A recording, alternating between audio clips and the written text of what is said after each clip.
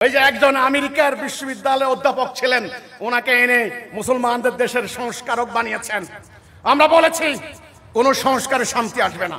চলমান বিদ্যমান কায়েম থাকা এই ব্যবস্থা একদম সম্পূর্ণ বাদ না দিলে শান্তি আসবে না। এই কোরআন দিয়ে দুনিয়া চলবে, এই কোরআন দিয়ে রাষ্ট্র চলবে, এই কোরআন দিয়ে আদালত চলবে, এই কোরআন দিয়ে পার্লামেন্ট চলবে, এই কোরআন দিয়ে সেনাবাহিনী চলবে, এই কোরআন দিয়ে শিক্ষা প্রতিষ্ঠান চলবে। এটাই হলো কোরআন, আমাদের জীবন বিধান, এটাই আমাদের পরিচয়, আমাদের মাথার মুকুট। আমরা এক, জাতি এক, আল্লাহ এক, রাসূল এক, কাবা এক, আমাদের নেতা হবেন একজন, আমাদের কিতাব একটা, আমরা আল্লাহর আনুগত্য করব। আউযু বিল্লাহি মিনাশ শাইতানির রাজিম, বিসমিল্লাহির রহমানির রহিম, আলহামদুলিল্লাহি রাব্বিল আলামিন। এই যে আমাদের বক্তব্য শুনতে আসলেন, আপনাদেরকে কিছু বুনিয়াদি সিদ্ধান্ত নিতে হবে শুরুতে। সেটা হলো খুব মনোযোগ দিয়ে আমার কথা শুনতে হবে। আল্লাহ তাআলা পবিত্র কোরআনে, যাদের কোরআন সম্পর্কে বিশ্বাস আছে, এই কোরআনে আল্লাহ বলেছেন তোমরা মনোযোগ দিয়ে কথা শোনো। সূরা জুমারের 18 নম্বর আয়াত। এর মধ্যে যেটা উত্তম সেটা গ্রহণ করো। এরপরে সূরা বনী ইসরাইল 17 নম্বর সূরা 36 নম্বর আয়াত। আল্লাহ বলেছেন যে সম্পর্কে তোমার কোনো জ্ঞান নাই তুমি এর অনুসরণ করো না, নিশ্চয়ই তোমার এই শ্রবণ শক্তি, তোমার দৃষ্টি শক্তি, তোমার হৃদয় সম্পর্কে প্রশ্ন করা হবে। কাজে কান দিয়ে শুনবেন, চোখ দিয়ে দেখবেন, ব্রেন দিয়ে চিন্তা ভাবনা করবেন, তারপরে আপনি সিদ্ধান্ত নিতে পারবেন। খুব মনোযোগ না দিলে আপনি আমার কথা বুঝতে পারবেন না। আসলে কেন বুঝতে পারবেন না? কারণ আমরা এমন মহা সত্য আপনার সামনে তুলে ধরছি, আপনি অনেক কথা ইতিপূর্বে শুনেন নাই, আপনার কাছে নতুন মনে হবে। এই জন্য আমার প্রথম কথা হচ্ছে খুব মনোযোগ দিয়ে কথা শুনতে হবে। প্রথম কথা, আচ্ছা আপনারা কি সমাজ, রাষ্ট্র, পুরো বিশ্ব, মানব জাতি, এই সমস্ত ব্যাপার স্যাপার নিয়ে কি আপনাদের চিন্তা ভাবনা, ধ্যান, আপনাকে মনোযোগ কি আছে কিনা আপনারা বলুন।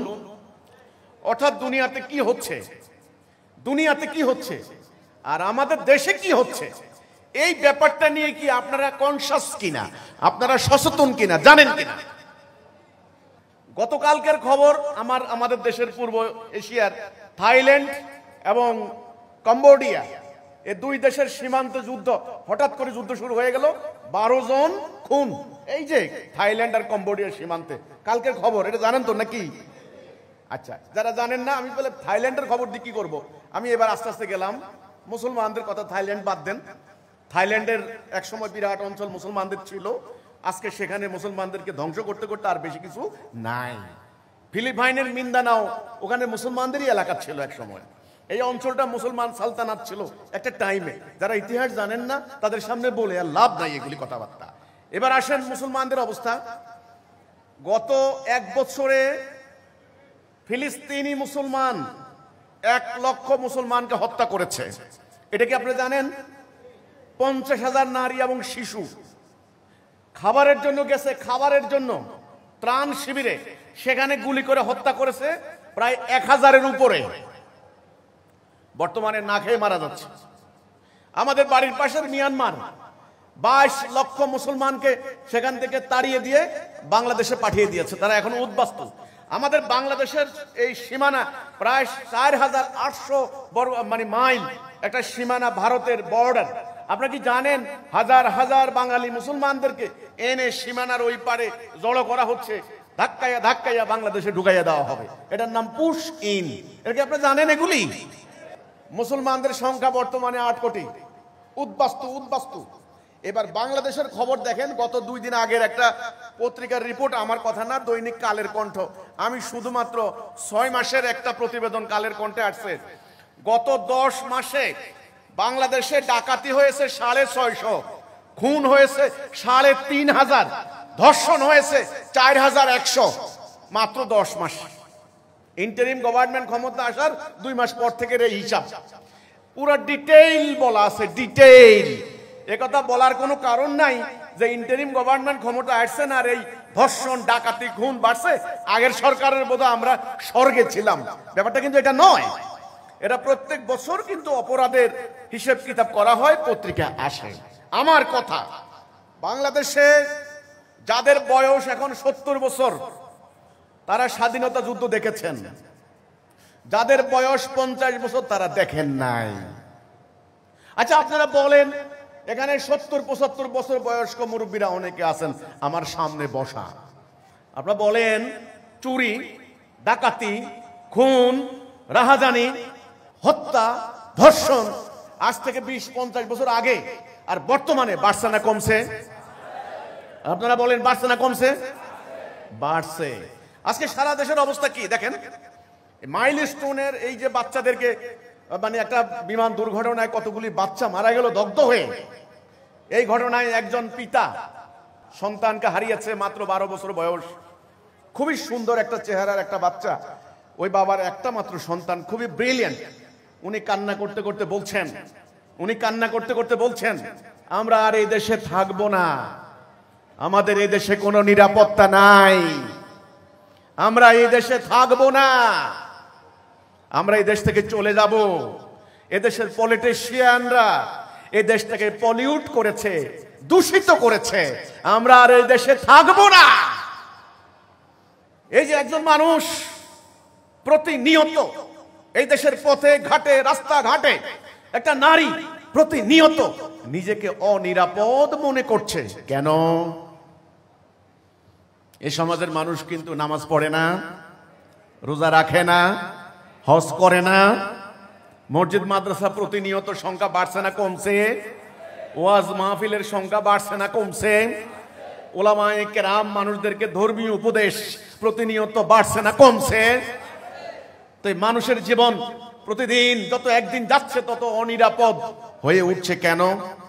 কেন মানুষ ভীত সন্ত্রস্ত? কেন আজকে মুসলমানরা সারা দুনিয়াতে কোন জাতির সামনে দাঁড়াতে পারছে না? নতুন ভাইয়েরা, নতুনদের উদ্দেশ্যে আমি বলতে চাই, আপনারা বলেন ইয়াহুদিদের সংখ্যা ইসরায়েলে কত? মাত্র 60 থেকে 70 লাখ। আর মুসলমানদের সংখ্যা হচ্ছে 200 কোটি। 200 কোটি মুসলমান একটা ইহুদি জাতির কাছে প্রযুক্তি, টেকনোলজি, বিজ্ঞান সকল দিক থেকে তারা পরাজিত। কারণটা কি? এই কারণ বলতে গিয়ে আমাদের আন্দোলনের প্রতিষ্ঠাতা ইমামুজ্জামান জনাব মোহাম্মদ বাইজিদ খান পন্নী, ঐতিহ্যবাহী জমিদার পন্নী পরিবারের উত্তরসূরি। আপনারা ওনার সম্পর্কে যারা জানেন, ওনাদের জমিদারি এলাকা এক সময় বৃহত্তর ময়মনসিংহ এই যে অঞ্চলটা, ওইদিকে সিরাজগঞ্জ। গতকালকে একজনে আমাকে একটা মেসেজ দিল যে বগুড়াতে আপনাদের শত শত একর জমি এখন পর্যন্ত দখল হয়ে আছে, মানুষ দখল করে আছে। এই বগুড়া মহাস্থানগড়ের বিরাট এলাকা, সে আপনারা জানেন প্রাচীন ঐতিহ্যবাহী এলাকা মহাস্থানগড়। তো সেই ঐতিহ্যবাহী জমিদার পন্নী পরিবারের উত্তরসূরি জনাব মোহাম্মদ বাইজিদ খান পন্নী, তিনি এই জাতির করুণ দুর্দশা ভেতরে এবং বাহিরে, এই অবস্থা কেন, এটা নিয়ে তিনি ভাবতে লাগলেন। তিনি চিন্তা করলেন, আল্লাহ উনি তাহাজ্জুদের নামাজ পড়ে, কখনো নীরবে, কখনো কর্মক্ষেত্রে, কখনো একান্তে একাকী বসে নিরিবিলি তিনি চিন্তা করতে লাগলেন যে এই জাতির এ দশা হওয়া তো কথা না।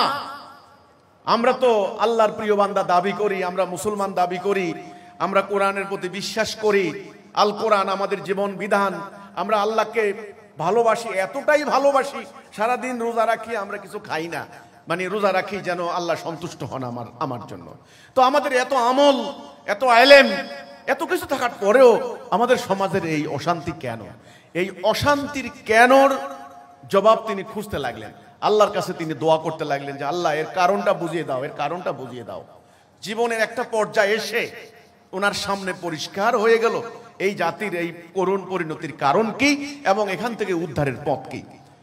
তিনি একটি বই লিখলেন, ওনার বইয়ের নাম এই ইসলাম ইসলাম নয়। এই ইসলাম নয় নামটা শুনলেই অনেকের কাছে খুব হতবাক হয়ে যেতে হয়, এটা কেমন নাম? এই ইসলাম নয়, এটা কেমন কথা?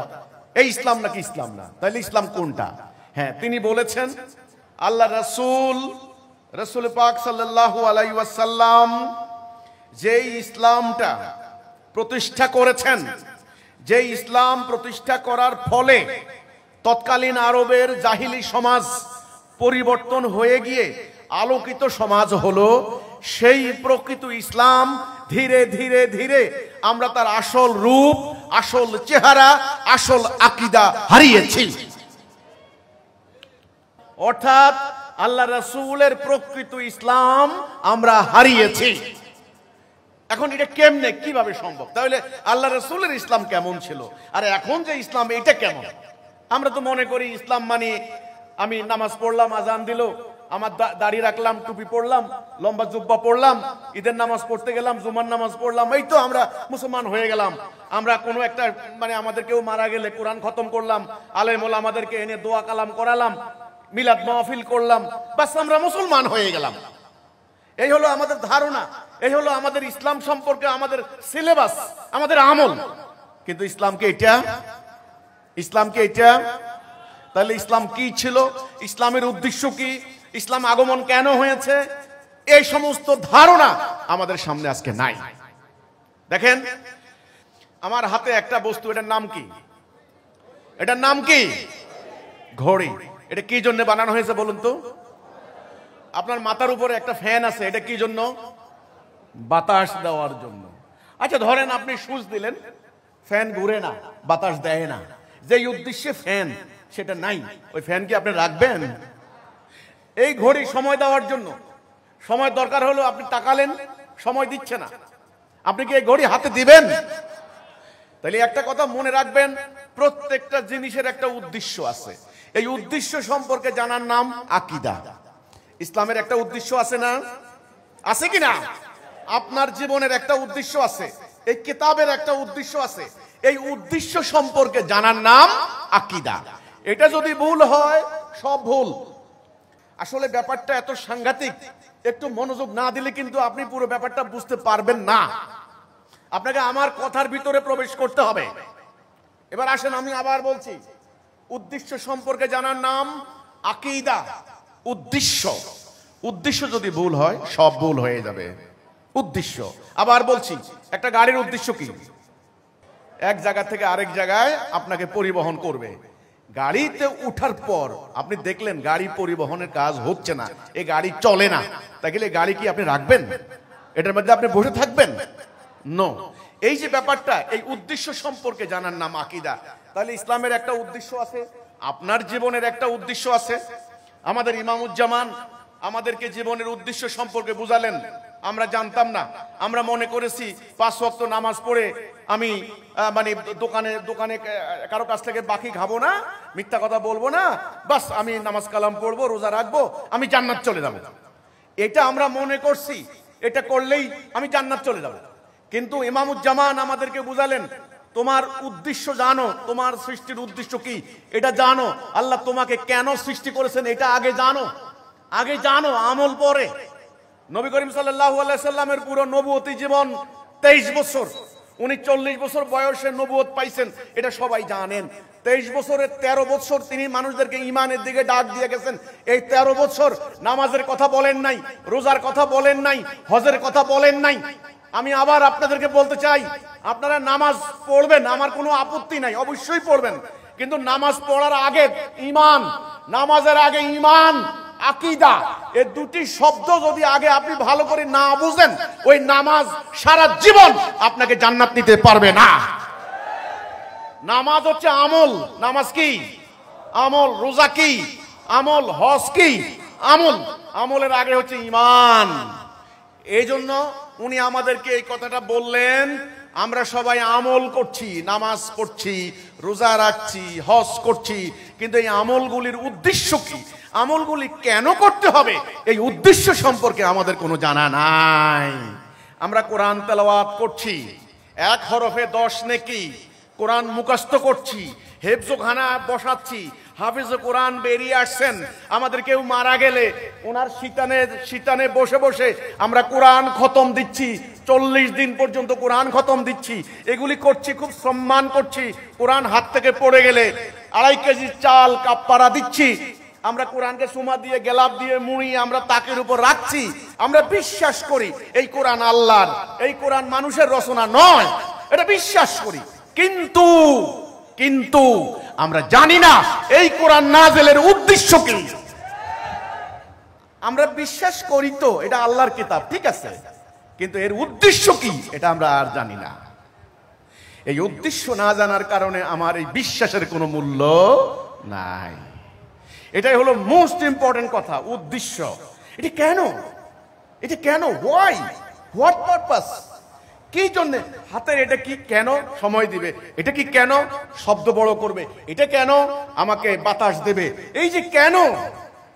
আপনি প্রত্যেকটা বস্তু ব্যবহারের আগে এর উদ্দেশ্য সম্পর্কে সম্যক ধারণা আপনার রাখতে হবে। তাহলে আমাদের মুসলমানদের সমস্যা কি হলো? ইসলামের উদ্দেশ্য সম্পর্কে কোনো ধারণা নাই। যে ধারণাগুলি আছে, ধারণাগুলি বিভক্ত, বিচ্ছিন্ন, এক এক দলের এক এক ধারণা, নানান ফেরকা, নানান দল, নানান তরিকা, এক এক দলের কাছে ইসলাম সম্পর্কে এক এক কনসেপ্ট, প্রত্যেকটা ভুল আকীদা। আকীদা, আকীদা মানে কি? সঠিক ধারণা, কারেক্ট আইডিয়া। কোন বস্তু হলে সেই বস্তুর উদ্দেশ্য কি, উদ্দেশ্য সম্পর্কে জানার নাম আকীদা। এটা ভুল হলে সব ভুল। আমরা জানতাম না আমাদের জীবনের উদ্দেশ্য কি। ইমামুজ্জামান আমাদেরকে বুঝালেন, তুমি আল্লাহর খলিফা, আল্লাহর প্রতিনিধি। আমাদেরকে সৃষ্টির প্রাককালে আল্লাহ সুবহানাহু ওয়া তাআলা সমস্ত মালায়েকদেরকে একত্রিত করলেন, করে বললেন আমি খলিফা বানাবো, তোমরা কি বলো? মালায়েকরা বলল, ক্বালু আতাজালু ফিহা মান ইউসফিদু ফিহা ওয়া ইয়াসফিকুদ দিমা ওয়া নাহনু নুসাব্বিহু বিহামদি সুলাক্কালা ইন্নী আ'লামু মা লা তা'লামুন। এরা দুনিয়াতে ফাসাদ সাফাকুদ্দিমা করবে। এই দুটি শব্দ মনে রাখবেন, ফাসাদ, সাফাকুদ্দিমা। সূরা বাকারা 30 নম্বর আয়াতের দুটি শব্দ। ফাসাদ মানে হলো অবিচার, অবিচার, অন্যায়, ইনজাস্টিস, ইনজাস্টিস, টারময়েল, সর্বরকম অন্যায়, সর্বরকম অবিচার, এটার নাম ফাসাদ। সাফাকুদ্দিমা মানে রক্তপাত, ব্লাডশেড, যুদ্ধ, মারামারি, হানাহানি, ওয়ার, এ সব কিছু মিলে দুটি শব্দ। মালায়েকরা বলল ফাসাদ, সাফাকুদ্দিমা, এরা দুনিয়াতে ফাসাদ করবে। আচ্ছা বলেন তো আজকে দুনিয়া ভরপুর না? ভরপুর কি না? ফাসাদ, অন্যায়, অবিচার। কে কাকে মারে, কে কাকে ছিনতাই করে, কে কার ডাকাতি করে, কে কাকে খুন করে, কার জীবন কখন চলে যায়, কে মব কিলিং এর শিকার হয়, এর কোন ইয়ত্তা আছে? কোন দেশ কাকে আক্রমণ করে, কাকে মিসাইল হামলা করে, কোন বর্ডারে কাকে হত্যা করে, কোন ইয়ত্তা আছে? কোন বিচার আছে? বাংলাদেশে জাতিসংঘের মানবাধিকার কমিশনের অফিস বসে আছে। আপনাদের মানবাধিকারের চেতনা দেখলে আমরা খুব বিস্মিত হই। এই জাতিসংঘের সামনে, এই জাতিসংঘের সামনে পুরো ফিলিস্তিন, 24 লক্ষ ফিলিস্তিনি জনতা 1 লক্ষ ফিলিস্তিনিকে হত্যা করেছে। টোটাল জনগোষ্ঠীর 5 ভাগ গায়েব করে দিয়েছে। এই জাতিসংঘ কি করেছে? মানবাধিকার অফিস কোথায় ছিল? আজকে আমার বুকে এসে তোমরা মানবাধিকার, তোমাদের উদ্দেশ্য কি? মোমেনরা অসতর্ক থাকে না, সজাগ থাকে মোমেন। আল্লাহ কোরআনে বলেছেন, হে মোমেনরা শয়তানের আনুগত্য করো না, হে মানব জাতি, ও তোমাদের প্রকাশ্য শত্রু, ওকে চিনে রাখো। ফেরেশতারা যুক্তি দেখালো, আল্লাহ বানালেন আদমকে ঠনঠনা মাটি, আঠালো যুক্ত মাটি। আল্লাহ বললেন যখন আমি এর ভেতরে আমার রূহ ফুঁকে দেব, সবাই সেজদা করো। সবাই সেজদা করলো, ইবলিস সেজদা করে নাই। আল্লাহ বললেন ইবলিস এদিকে আসো, ওকে সেজদা করলে না কেন? ওকে আমি নিজ হাতে বানালাম। ইবলিস বলে ও হচ্ছে মাটি, আমি হচ্ছে আগুন। আল্লাহ বললেন অহংকার, অহংকার করে এখানে থাকতে পারবে না, এখান থেকে বেরিয়ে যাও। আউযু বিল্লাহি মিনাশ শাইতানির রাজিম। ইবলিসকে বিতাড়িত করে দেওয়া হলো। ইবলিস বলল, আল্লাহ যার কারণে, মানে আদম, যার কারণে আমাকে আজকে বিতাড়িত করলে, সাগীর করলে, আজকে আমি বহিষ্কৃত হলাম, সুযোগ দাও, ও তোমার পথে থাকবে না। আমি প্রমাণ দেব, আমি ওকে তোমার দেওয়া পথে থাকতে দেব না। ইবলিসকে আল্লাহকে একটা চ্যালেঞ্জ দেয় নাই? আল্লাহ বলে যা, তোরে আমি সুযোগ দিলাম, অবকাশ দিলাম, তুই উত্থান দিবস পর্যন্ত চেষ্টা কর। ইবলিস চলে গেল। আল্লাহ মাকে বানালেন, বাবা মা দুইজনকে, বাবাকে বললেন আদম উনি তোমার স্ত্রী, ইয়া আদম উসকুন আনতা ওয়া যাওজুকাল জান্নাত ফাকুলা মিনহা রাগাদাও হাইসু শিতুমা ওয়ালা তাকরাবা হাযিহি শাজারাতা ফাতাকুনা মিনাজ জালিমিন। আদম, এই তোমার স্ত্রী, তোমরা দুইজন এই জান্নাতে থাকো, একটা নিষেধ, ওই গাছের নিকট যাবে না। শয়তান ওনাদেরকে ভুলিয়ে দিল, ওনারা ভুলে গেলেন, ওনারা সেখানে গেলেন। আপনারা জানেন ওই গন্ধমের কাহিনী, আপনারা জানেন, আমি সেদিকে যাব না। তখন আল্লাহ ডাক দিয়া বললেন, আদম, আমি কি বলি নাই ওর কথা শুনবা না? ও তোমাদের প্রকাশ্য শত্রু। তখন বাবা আদম, মা হাওয়া আল্লাহর কাছে তওবা করলেন, রব্বানা যালামনা আনফুসানা ওয়া ইল্লাম তাগফির লানা ওয়া তারহামনা লানাকুনান্না মিনাল খাসিরিন। আল্লাহ, ভুল হয়ে গেছে, আল্লাহ আমাদেরকে মাফ করে দাও, আমাদের মিস্টেক হয়ে গেছে, আমরা ক্ষমা চাই। এখন তো কেউ ক্ষমা চায় না, ক্ষমা চায় না, ক্ষমার কোনো ধারে কাছে নাই, সবাই বিশাল বড় নিখুঁত, আল্লাহ একমাত্র সুবহান, আর মানুষ ভুলের মধ্যে নিমজ্জিত। বাবা আদম ক্ষমা চাওয়ার পর আল্লাহ বললেন, ঠিক আছে আদম, এখানে আর থাকতে পারবে না, এখান থেকে নামিয়া যাও, ওখানে বংশবৃদ্ধি করো, মানে দুনিয়াতে আমার পক্ষ থেকে পথ আসবে, এই যে আমার পক্ষ থেকে হেদায়া। ফাইম্মা ইয়াতিয়ান্নাকুম মিন্নি হুদা ফামান তাবিআ হুদায়া ফালা খাউফুন আলাইহিম ওয়ালা হুম ইয়াহজানুন। আমার পক্ষ থেকে হেদায়া দেব, হেদায়া, এই হেদায়া মানে সঠিক পথ। বাবা আদম, মা হাওয়া কোথায় ছিলেন? জান্নাতে। আমরা কার সন্তান? আদম হাওয়ার সন্তান। আপনার বাবার বাড়ি আপনার বাড়ি নয় কি? কোথায় বলেন তো, কোথায়? জান্নাতে। এই দুনিয়াতে আপনি পার্মানেন্ট আসেন নাই, কিছু কালের জন্য পরীক্ষা স্বরূপ। আপনার শত্রু হচ্ছে ইবলিস। ও কি করবে? আপনাকে রাস্তা ভুলিয়ে দিবে, কোথায় যাওয়ার রাস্তা ভুলাই দিবে। আপনি এই জীবনে কিছু কালের জন্য এসেছেন, সাময়িক সময়ের জন্য, এরপরে আপনি কোথায় যাবেন? নাকি জান্নাতের কথা ভুলে গেছেন? নাকি জান্নাতে যাওয়ার ইচ্ছা নাই? আছে তো। হিন্দুরা কি চায়? স্বর্গ চায়। আর ইহুদিরা কি চায়? জান্নাত চায়। আরে খ্রিস্টানরা কি চায়? সবাই তো জান্নাত চায়। তো জান্নাতে তো যেতে চাচ্ছে সবাই, চাইলে কি হবে? সঠিক পথ লাগবে না? ময়মনসিংহ কোন দিকে? উত্তর দিকে। এখানে ময়মনসিংহ এর লোক যারা আছেন, মিটিংটা শেষ হওয়ার সাথে সাথে পাগল হয়ে যাবে, কখন বাপের বাড়ি যাব। আচ্ছা, ওনারা যদি দক্ষিণ দিকে রওনা দেন, জীবনে আর যাওয়া যাবে? তাইলে বাড়িতে যাওয়ার জন্য কি লাগবে? সঠিক পথ। এই সঠিক পথের নাম হেদায়াত।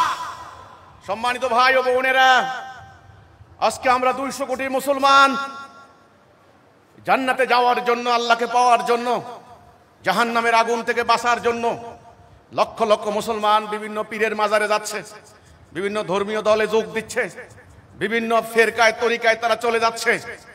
এই যে বিভিন্ন দিকে মানুষ চলে যাচ্ছে, আমি আপনাদেরকে বলতে চাই, জান্নাতের পথ কি এতটা? জান্নাতের পথ হবে কয়টা? একটা। এটার নাম সিরাতাল মুস্তাকিম। এই রাস্তার নাম দিয়েছেন আল্লাহ সুবহানাহু ওয়া তাআলা, সিরাতাল মুস্তাকিম। সহজ সহজ, সিম্পল, স্ট্রেইট। এই রাস্তায় চলতে সোজা, এই রাস্তা হাঁটতে সোজা, এই রাস্তাটা এতটাই সহজ, আল্লাহ নাম দিয়েছেন সিরাতাল মুস্তাকিম। দুনিয়াতে আমরা কার খলিফা? বলুন, দুনিয়াতে কার খলিফা? আল্লাহর খলিফা। দুনিয়াতে আমাদের মূল কর্তব্য কি? দুনিয়াতে মূল কর্তব্য হচ্ছে আল্লাহর খেলাফত করা। একটা চন্দ্রের দিকে তাকালে আপনি কি চন্দ্রের উদ্দেশ্য সম্পর্কে জানবেন না? সূর্যের উদ্দেশ্য সম্পর্কে জানবেন না? বৃক্ষরাজি তরুলতায় উদ্দেশ্য আছে না? পাহাড় পর্বত মৎস্যকুল বিহঙ্গকুল উদ্দেশ্য আছে না? আছে কি না? হাইড্রোজেন, অক্সিজেন, নাইট্রোজেন, কোনটার উদ্দেশ্য নাই? আপনি বলুন তো দেখি, বলুন তো। ঢাকা শহরে যত বিল্ডিং আছে, গাজীপুরে যত বিল্ডিং আছে, প্রত্যেকটা বিল্ডিং এর একটা উদ্দেশ্য আছে না? তো আপনার জীবনের উদ্দেশ্য কি ভাই? এটা বলছে কেউ আপনাকে কোনোদিন? আজকে জেনে নেন, ইমামুজ্জামান জনাব মোহাম্মদ বাইজিদ খান পন্নী এই মহাসত্য আমাদেরকে বুঝিয়ে দিলেন। তিনি বললেন, তোমাদের জীবনের উদ্দেশ্য হচ্ছে তোমরা এই দুনিয়ার জীবনে আল্লাহর খেলাফত করবে। আমরা যেন আল্লাহর খেলাফত করতে না পারি, আমাদের প্রধান শত্রু কে? এই ইবলিসকে চিনতে হবে। দেখুন, আমরা কিন্তু আল্লাহর নাম বলার আগে কিন্তু শয়তান থেকে পানা চাই, নিয়ম না? আউযু বিল্লাহি মিনাশ শাইতানির রাজীম। এরপরে বিসমিল্লাহির রহমানির রহিম। শয়তানকে আগে চিনতে হবে ভাই। শয়তানকে না চিনলে আল্লাহকে চিনা মুশকিল আছে। আদমের উদ্দেশ্য হচ্ছে আল্লাহর খেলাফত করা। আমরা আদম সন্তান, আমাদেরও একই উদ্দেশ্য। রাস্তা কয়টা? এটা হলো সিরাতুল মুস্তাকিম, হেদায়া। এটা হলো দলালা। এই রাস্তাটা কে দিয়েছেন? আল্লাহ। এই রাস্তার শেষ মাথা কোথায়? জান্নাত। আর এই রাস্তা কে নির্মাণ করবে? ইবলিস। এই রাস্তার শেষ মাথা কোথায়? এই রাস্তার মধ্যে যারা থাকবে তারা হচ্ছে মুমিন। এই রাস্তায় যারা যাবে তারা হচ্ছে কাফের।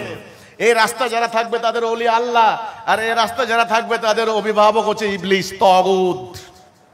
আপনি আমি মাঝখানে মধ্যখানে আমাদের সিদ্ধান্ত নিতে হবে। আমরা কি এদিকে যাব না এদিকে যাব?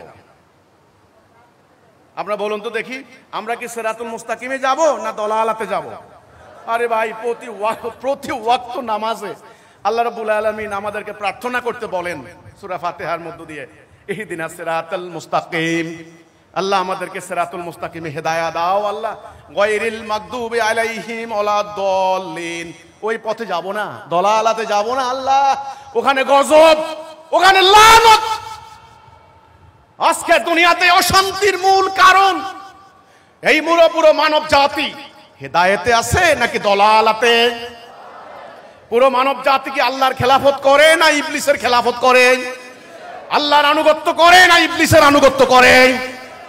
হিজবুত তাওহীদ আন্দোলন আজকে মানব জাতির সামনে দাঁড়িয়েছে মহান আল্লাহ রাব্বুল আলামিনের পক্ষ থেকে এই ঘোষণা দেওয়ার জন্য, হে মানব জাতি, তোমরা স্বেচ্ছায় সজ্ঞানে অথবা শয়তানের প্ররোচনায় তোমরা হেদায়া থেকে নেমে গিয়ে তোমরা দলালাতে চলে গিয়েছো। আজকে তোমাদের পরিবারে শান্তি নাই, সমাজে শান্তি নাই, রাষ্ট্রে শান্তি নাই, আন্তর্জাতিক অঙ্গনে শান্তি নাই। হে মানুষ, তোমরা আবার ফিরে আসো হেদায়াতে। হে মানুষ, তোমরা আবার দলালা প্রত্যাখ্যান করো। হেদায়েতে আসার জন্য আল্লাহর সঙ্গে যে অঙ্গীকার করতে হয়, এই অঙ্গীকারের নামে হচ্ছে কলেমাতুত তাইয়্যিবা, কলেমাতুত তাওহীদ, লা ইলাহা ইল্লাল্লাহ। কি মারাত্মক বাক্য! আমরা মুসলমানরা আজকে এই বাক্যটা হারিয়েছি, আজকে এই কথাটা হারিয়েছি, এই অঙ্গীকার হারিয়েছি। আপনারা বলবেন মসজিদ তো কমে নাই, মসজিদ তো বেড়েছে। হ্যাঁ, মসজিদ বেড়েছে, মাদ্রাসা বেড়েছে, কিন্তু মসজিদের উদ্দেশ্য আমরা হারিয়েছি, শিক্ষার উদ্দেশ্য হারিয়েছি। আজকে শিক্ষিত লোক শিক্ষিত হচ্ছে টাকা কামাই করার জন্য, কিন্তু শিক্ষার উদ্দেশ্য ছিল মানবতার মুক্তি। লা ইলাহা ইল্লাল্লাহ তাসবিহ দানা টপকানো হচ্ছে, কিন্তু লা ইলাহা ইল্লাল্লাহ বলার কারণে একজন মানুষ মুহাম্মদুর রাসূলুল্লাহ সাল্লাল্লাহু আলাইহি ওয়াসাল্লাম জীবনে মিথ্যা বলেন নাই, জীবনে কারোর সাথে প্রতারণা করেন নাই, জীবনে চুরি ডাকাতি নাউজুবিল্লাহ প্রশ্নই আসে না। এই মানুষটাকে পাথরের আঘাতে আঘাতে জর্জরিত করা হয়েছে। তার কি অপরাধ ছিল? তিনি বলেছেন লা ইলাহা ইল্লাল্লাহ, একবার বলেছেন। লা ইলাহা ইল্লাল্লাহ মানে কি? তাহলে মুহতারাম মুহতারেমা, সম্মানিত সম্মানিতা ভাই ও বোনেরা, মুমিন মুমিনা, আমি বিনীতভাবে আপনাদেরকে পরিষ্কার করে বলতে চাই, আপনারা আল্লাহকে বিশ্বাস করেন, আমি জানি। আপনারা নামাজ পড়েন, আপনারা রোজা রাখেন। আপনারা কি এই ইতিহাসটা জানেন? মক্কার কাফেররাও কিন্তু নামাজ পড়তো। এই কথা বললে এখন খটকা লাগবে আপনার ভিতরে। মক্কার কাফেররাও কিন্তু হজ করত, তারাও কিন্তু আল্লাহ বিশ্বাস করত। আল্লাহ বিশ্বাস না করলে নবী করিম সাল্লাল্লাহু আলাইহি সাল্লামের বাবার নাম কি ছিল? আব্দুল্লাহ। আব্দুল্লাহ মানে কি? আল্লাহ দাস। আবার ওই সমাজে আব্দুল উজ্জা এই নামও ছিল, উজ্জার দাস। আল্লাহ বিশ্বাস করত, হজ করত, খাতনা করত, কোরবানি দিত। কিন্তু সেই সমাজের মানুষকে নবী করিম সাল্লাল্লাহু আলাইহি সাল্লাম লা ইলাহা ইল্লাল্লাহর দিকে ডাক দিলেন কেন? আমি আপনি মধ্যখানে আল্লাহর খলিফা। কার খলিফা? আমার উচিত, আমার কর্তব্য, আমি কি ডান দিকে যাব নাকি বাম দিকে যাব? আমি কি আল্লাহর আনুগত্য করব না ইবলিসের আনুগত্য করব? কেন করব ওটা কিন্তু বুঝতে হবে। আল্লাহর আনুগত্য আমি কেন করব? কারণ আমার জীবন পারিবারিক, ব্যক্তিগত, সামাজিক জীবনে শান্তি কোন পথে আসবে এটা কে জানেন? আল্লাহ। আমি শান্তিতে থাকি এটা কে চান? আর আমি অশান্তির মধ্যে পড়ি এটা কে চায়? ইবলিস। আমাদের দ্বীনের নাম কি? ইসলাম। ইসলাম মানে কি? ইন্নাদ-দীনা ইনদাল্লাহিল ইসলাম। ইসলাম মানে কি? শান্তি। তাহলে আমরা কি শান্তি চাই নাকি অশান্তি চাই? আমরা কি নিরাপত্তা চাই নাকি হানাহানি চাই? আমরা কি জান্নাতে যাইবার চাই না জাহান্নামে যাইবার চাই? আমরা কি ভাই ভাই থাকতে চাই নাকি শত্রু হতে চাই? যদি চান, চাইতে হলে আপনাকে একটা অঙ্গীকার করতে হবে আল্লাহকে, আল্লাহর সাথে। সেই অঙ্গীকারের নামই হচ্ছে ঈমান, লা ইলাহা ইল্লাল্লাহ। এই বাক্য নিয়ে, কালেমাতুত তাইয়্যিবা নিয়ে সকল নবীরা এসেছেন। শেষ নবী হযরত মুহাম্মদ সাল্লাল্লাহু আলাইহি সাল্লাম, তিনি আমাদের নবী। এখন আমাদের কলেমা হবে লা ইলাহা ইল্লাল্লাহ মুহাম্মাদুর রাসূলুল্লাহ। এই কথার অর্থ হচ্ছে, আল্লাহ, আমি তোমার হুকুম বিধান ছাড়া আর কারো হুকুম বিধান মানি না। এটা কার হুকুম? এটা কার বিধান? এটা কার আদেশ? এখানে কার নিষেধ? এটা কোনো মানুষের তৈরি? মানুষের তৈরি অনেক কিতাব আছে না, অনেক বই আছে না। এই আমরা যে বলি ও বই, বই বই শব্দটা বহি, ওহি থেকে, ওহি, ওহির জ্ঞান, মানুষের জ্ঞানের সূত্র। আজকে তো ওহির জ্ঞানকে বাদ দিছে। এরা বলে এই যে পশ্চিমা নাস্তিকতাবাদী সভ্যতার শিক্ষা তো আপনাদের বলে কি কোরআন, নাউজুবিল্লাহ, আস্তাগফিরুল্লাহ, এসব কথা বলতে গেলেও ভাই বুক কাঁপে। উদাহরণের খাতিরে বলতে হয়। এরা বলে কি, আরে এগুলা মানুষের তৈরি। হাজার হাজার বছর আগে চালাক চতুর মানুষরা নবী দাবি করছে, আল্লাহ বলতে কিছু নাই, আস্তাগফিরুল্লাহ, এই যে কোরআন টোরান, এগুলা আর এগুলা হলো মানুষের তৈরি, এগুলা এই কালে এখন চলে না। দেখেন,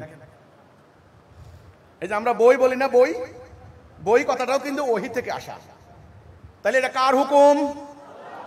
তাহলে লা ইলাহা ইল্লাল্লাহর মানে কি হলো?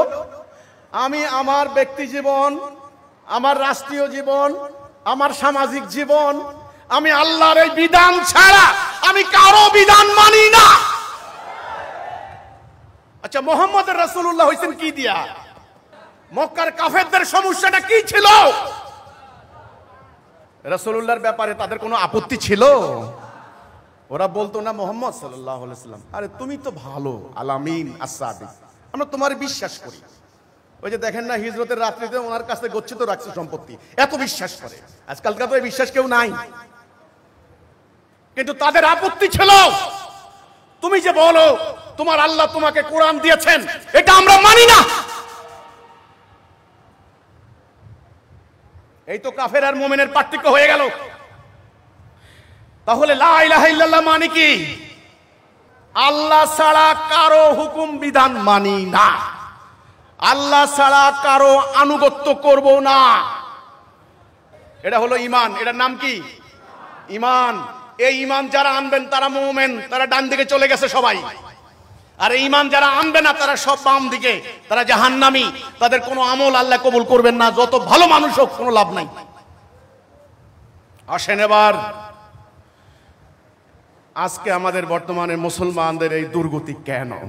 কেনর জবাব আমি কালের কণ্ঠের 10 মাসের হিসাব, এটা কালের কণ্ঠ পত্রিকা, গত 10 মাসে ডাকাতি 610, খুন 3500, খুন ভাই, খুন 3500 এই বাংলাদেশে, ধর্ষণ 4100, এর মধ্যে বহু নারী ধর্ষিতা মারাই গেছে, গ্যাং রেপ, ছিনতাই, ডাকাতি, অর্থ পাচার, লুণ্ঠন, অফিসে অফিসে ঘুষ, দুর্নীতি, খালি মামলায় হয়েছে নতুন করে 2.5 লাখ, খুব বেশি না, 2.5 লাখ। এক একটা মামলার আসামি কত জানেন? 5000, 7000। পুরো গ্রাম শুদ্ধ বিরান, পুরো গ্রাম শুদ্ধ বিরান, গ্রামে পুরুষ নাই। গতকালকে উত্তরবঙ্গে এক জেলায় সামান্য 1 ডিসিম জমি নিয়ে মারামারি করে এক ফ্যামিলির 3 জন খুন। মানুষ মানুষকে কুপিয়ে মেরে ফেলছে, ব্যাঘাত দিয়ে মেরে ফেলছে, জবাই করে মেরে ফেলছে। বিছানার মধ্যে মেয়ে, মা, বাবা সব ছেড়ে জবাই করে নিয়ে যাচ্ছে। এই সমাজ খুব শান্তির সমাজ, তাই না? সমাজ নিয়ে ভাববেন না, ভাববেন না, ভাইবেন না। শুনেন, পশুর কোনো জীবন নাই, পশুর কোনো জীবন নেই। আরে ভাই, পশু খায়, পশু পেশা পায়খানা করে, পশু মারা যায়। আমি কি পশু? মানুষ কি পশু? তাহলে আপনাদের ভাবনা কোথায়? আপনাদের চেতনা কোথায়? আপনাদের অনুপ্রেরণা কোথায়? আপনাদের কোথায় হারিয়ে গেল সেই চেতনা? কেন আপনাদের হৃদয় বিক্ষুব্ধ হয় না? কেন আপনাদের হৃদয় প্রতিবাদী হয় না? কেন আপনারা যে নবীর উম্মত, সে নবী ৭৮টা যুদ্ধ করেছেন, রণহুঙ্কারে আরবের সমাজ থরথর করে কাঁপত, সেই উম্মত মুহাম্মদী আপনারা আজকে মরা লাশ, আপনাদের সামনে ছিনতাইকারী পালিয়ে যায়। আপনারা নামাজ পড়তে যাচ্ছেন মসজিদে, কে আপনাদেরকে শিক্ষা দিল? যদি কোরআন থেকে দেখাইতে পারেন নামাজ আপনাকে জান্নাত নিয়ে যাবে, আমি ১,০০,০০০ বার তওবা করবো এখানে দাঁড়িয়ে দাঁড়িয়ে। নামাজ তার জন্য যেই লোক মুমিন হওয়ার চিন্তা করবে।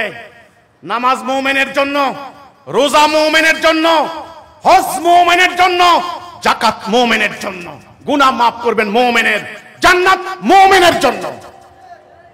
এই সত্য বলার জন্য আমি গুনাহগার, আল্লাহর পক্ষ থেকে দাঁড়িয়েছি। আমার কণ্ঠকে রুদ্ধ করতে পারবে না কেন? ইনশাআল্লাহ আমার ভাষণ, আমার আহ্বান ইথারে ভাসবে, আমার আহ্বান পৃথিবীর সমস্ত ওই প্রান্তে চলে যাবে। আমি আল্লাহর মনোনীত, আমি দাঁড়িয়েছি তাওহীদের পক্ষে, মানব জাতিকে ঐক্যবদ্ধ করার জন্য। কাজেই হে মানুষ, আজকে তোমরা ইবলীসের দাসত্ব করছো, আজকে তোমরা শয়তানের আনুগত্য করছো। তোমাদেরকে দাসত্ব পরিহার করতেই হবে, আর তোমাদেরকে সময় দেওয়া যাবে না, আর তোমাদেরকে সুযোগ দেওয়া যাবে না। আল্লাহর সিদ্ধান্ত হয়ে গিয়েছে। সিদ্ধান্ত না হলে আপনাদের মতো এরকম মানুষ, আপনাদের মতো মানুষ, আমার মতো সাধারণ মানুষের বক্তব্য শোনার জন্য আপনারা শত শত মাইল দূর থেকে কেন আসবেন? এটা কি আল্লাহর ফয়সালা নয় কি? আজ আপনাদের হৃদয় যেন খুলে যায়, আজকে আপনারা যেন বিপ্লবের মন্ত্রে উদ্দীপ্ত হন, আজকে যেন আপনারা রণাঙ্গনে যাওয়ার জন্য শপথ নেন। আমি সেই উদ্দেশ্যে এসেছি এই কথাটা বলার জন্য। কাজেই আমার কথা মনোযোগ দিয়ে শুনতে হবে। আমার কথা পাহাড়ের থেকেও ভার, আমার কথা সূর্যের চাইতেও সত্য, আমার কথা গগন বিদারী, আমার কথা বল্লম থেকেও ধারালো, আমার কথা তলোয়ার থেকেও ধারালো। আমার কথা সত্য মিথ্যার তলোয়ার, এই মিথ্যার মস্তকে আঘাত হানার জন্যই আমাদের মতো মানুষ এই জমিনে বিচরণ করছে। এই সমাজ কি পরিবর্তন করবেন? করবেন? এবার আসুন, আমি যেটা বলেছিলাম, আমাদের ঈমান নাই। আমাদের কি নাই? ঈমান নাই। এই কথা বুঝতে পারেননি অনেকে, আমি জানি। লা ইলাহা ইল্লাল্লাহ মানে কি? আল্লাহর বিধান ছাড়া কারো বিধান। বাস্তবে আমাদের দেশ, আমাদের সমাজ, আমাদের রাষ্ট্র, আমাদের এই দুনিয়া আল্লাহর বিধান দিয়ে চলে? আমি আমার দেশের কথা বলি। আমাদের কোর্ট কাছারিতে এই যে বিচার ফয়সালা হয়, বিচার হয়, এটা কি ব্রিটিশের আইন না আল্লাহর আইন? কেন? আল্লাহ কি আপনার ওই অপরাধের বিচার করার জন্য কি আল্লাহ আইন দেন নাই? সেটা বাদ দিয়ে আমরা ব্রিটিশের আইনে বিচার করছি। এক। দুই, সুদ আল্লাহ কি হারাম করেছেন না জায়েজ করেছেন? হারাম। সেই সুদ ভিত্তিক অর্থনীতি আমাদের অর্থনীতির বুনিয়াদ। সুদী মহাজনরা রাষ্ট্র চালায়, সুদী কারবারিরা আপনাকে ঋণ দেয়, সুদের উপর দাঁড়িয়ে আছে পুরো জাতি। অর্থনীতি কিসের? সুদের। তাহলে এটা আল্লাহর অর্থনীতি না মানুষের তৈরি অর্থনীতি? এখন মুশকিল হয়েছে, আমাদের মুহতারাম মুসল্লিয়ান ইকরাম ওনারা তো মনে করেছেন, ওনাদেরকে একটা জাল হাদিস শিক্ষা দেওয়া হচ্ছে, নামাজ জান্নাতের চাবি, নামাজ পড়তে পড়তে জান্নাত চলে যাইবা, যত কিছু করো নামাজ পড়ো, বাস। দুনিয়া নিয়ে ভাবনার কোনো টাইম নাই, অর্থনীতি বিচার নিতে নিতে কোনো ভাবনার কোনো টাইম নাই। মুসলমানদের এই দুর্গতির মেইন কারণ, মেইন রিজন, আল্লাহ কোরআনে বলেছেন, তোমরা কি সিদ্ধান্ত নেবে যে আমার কিছু মানবে কিছু মানবে না? আফাতুমিনুনা বিবাদিল কিতাবি ওয়া তাকফুরুনা বিবাদ। কিছু মানবে কিছু মানবে না। এই কোরআনের অর্ধেক উদাহরণ দিচ্ছি আমি, এই অর্ধেক আপনি আপনি বললেন এই অর্ধেক আমি মানি আর এই অর্ধেক মানি না, এটা কি আপনি হবে ঈমান হবে? আপনাকে কেউ ঈমানদার বলবে? তো আল্লাহর কিছু মানলেন কিছু মানলেন না, এটার নাম শিরিক। এটার নাম কি? শিরিক। সকল আলেমরা জানেন, সকল মুফতি মহোদয় জানেন, সকল শায়েখরা জানেন, মুফাসসিররা জানেন, ইসলামের মধ্যে সবচাইতে জঘন্য গুনাহ হচ্ছে শিরিকের গুনাহ, যেটা আল্লাহ মাফ করবেন না। আল্লাহ অঙ্গীকার করেছেন সবচাইতে বড় জুলম, ইন্না শিরকা লা যুলমুন আযীম, ইন্নাল্লাহা লা ইয়াগফিরু আন ইউশরাকা বিহি। কোরআনের আয়াত। আল্লাহ বলছেন আমি শিরিক ক্ষমা করব না। এই শিরিকটা কি? শিরিকটা হলো কিছু মানা কিছু না মানা। শিরিক ক্ষমা করা হবে না। যারা শিরিক করে তারা হলো মুশরিক। তারা কি? মুশরিক। বাংলা বলে অংশীবাদী সাব্যস্ত করা, আংশিক মানা আংশিক না মানা।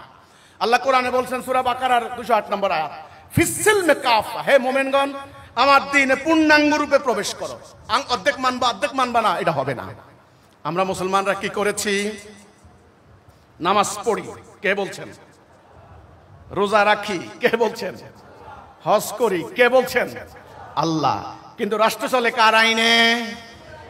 ব্রিটিশের আইনে। আদালতে বিচার হয় কার আইনে? রোমান ব্রিটিশ আইনে। অর্থনীতি কার আইনে? মানুষের আইনে। এইভাবে একটা একটা করে বললে একেবারে ম্যাক্সিমাম জাতীয় রাষ্ট্রীয় মেইন আসল বিধানগুলি আমরা মানুষের তৈরি বিধান মানছি। এরপরে আল্লাহ সূরা মায়েদা 44, 45, 47, যারা আমার আইন আমার নাজেল করা বিধান দ্বারা ফয়সালা করে না তারা কাফের। আল্লাহর নাজেল করা বিধান কি? কোরআন। এটা দ্বারা যদি আমরা ফয়সালা না করি তাহলে কি হয়ে যাব? কাফের। আমার প্রত্যেকটা স্টেপ আল্লাহ কি বলেছেন? ফয়সালাটা কার বিধানে হবে? দেখেন, ফারুদ্দু ইলাল্লাহি ওয়া রাসূলিহি, আল্লাহ এবং তার রাসূলের উপরে তোমরা রুজু করে দাও তোমাদের দুইয়ের মধ্যে যদি কোনো সমস্যা হয়। হে মুমিনগণ তোমরা ঐক্যবদ্ধ থাকো, তোমাদের মধ্যে যদি কোনো সমস্যা দেখা দেয় ফাসলিউ বাইনাকুম, ফয়সালা করে দাও, ফয়সালা করে দাও। আর বিতর্ক করবে না, দ্বন্দ্ব করবে না, আল্লাহ এবং তার রাসূলের দিকে রুজু করে দাও। ফারুদ্দু ইলাল্লাহি ওয়া রাসূলিহি, আল্লাহ এবং রাসূলের দিকে। আল্লাহর কথা হলো আমার দিকে আসো, আর ইবলিস আপনাকে টেনে নিয়ে নিয়ে গেছে ইবলিসের দিকে। শেখ হাসিনার পতনের পর বাংলাদেশে রাজনৈতিক দলের সংখ্যা বাড়ছে না কমছে? নতুন নতুন দল, নতুন নতুন পার্টি। এই সব দলের উদ্দেশ্যটা কি আপনারা জানেন না? মধুর চাক। কিসের চাক? মধুর চাক। মধু কোথায়? ক্ষমতার শীর্ষবিন্দুতে। ওটা ধরতে হবে। ওই মধু বন বন বন বন বন বন করছেন সমস্ত মৌচাক, সমস্ত মৌমাছিগুলা জনগণের রক্ত শোষণ করে নিয়ে হাজার হাজার কোটি কোটি টাকা বিদেশে পাচার করে দিচ্ছে। ইন্ডাস্ট্রি, কল কারখানা, চাঁদাবাজের অত্যাচারে অতিষ্ঠ হয়ে যাচ্ছে। ট্যাক্সের উপর ট্যাক্স, নতুন নতুন ভ্যাট, নতুন নতুন ট্যাক্স। ট্যাক্সের জ্বালায় মানুষ আত্মহত্যা করে মারা যাচ্ছে। চুরি, ঘুষ, রাহাজানি। যার টাকা নাই তার আদালতে কোনো বিচার নাই। আজকের পত্রিকা এসেছে একজন ভদ্রলোক একটা মামলার রায় পেয়েছেন 41 বছর পর। ওনার বর্তমান বয়স 81 বছর। 41 বছর পর সে নিঃস্ব হয়ে গিয়েছে। এই হচ্ছে বিচার ব্যবস্থা। অথচ তোমরা মুসলমান, তোমাদের সামনে একজন নবী রাহমাতুল লিল আলামিন 78টা যুদ্ধ করে লড়াই করে রক্ত দিয়ে একটা রাষ্ট্র ব্যবস্থা কায়েম করে দিয়ে গেলেন। সে রাষ্ট্রে তিনি ছিলেন বিচারপতি। উনি যখন চলে গেলেন, হযরত ওমর রাদিয়াল্লাহু তাআলা আনহু খলিফা ছিলেন। বছরের পর বছর আদালতে কোনো মামলা আসতো না। ওই বিচার ব্যবস্থা তোমরা বাদ দিয়েছো। তোমরা বাদ দিয়ে ব্রিটিশের বিচার ব্যবস্থা নিয়েছো। তোমাদের দয়া, তোমাদের দোয়া প্রার্থনা আল্লাহ কবুল করবেন, তাই না? তোমরা মুমিন নাও, তোমরা মুমিন নাও, তোমরা কাফের মুশরিক। আল্লাহর আইন, আল্লাহর হুকুম, আল্লাহর বিধান, আল্লাহর নাযিল করা বিধান তোমরা বাদ দিয়েছো। এই জন্য এখন সিদ্ধান্ত নিতে হবে। বলুন না কেন এই জাতি কি মুমিন? এরা কি ডাইনে আছে না বামে আছে? এরা কি আল্লাহর আনুগত্য করে না ইবলিসের আনুগত্য করে? এখন এদের ভেতরে এই অশান্তি, বাহিরে মাইর, এখান থেকে বাঁচার জন্য উপায় কি আপনারা বলেন? কি উপায়? সংস্কার। ওই যে একজন আমেরিকার বিশ্ববিদ্যালয়ের অধ্যাপক ছিলেন, ওনাকে এনে মুসলমানদের দেশের সংস্কারক বানিয়েছেন। আমরা বলেছি কোন সংস্কারে শান্তি আসবে না।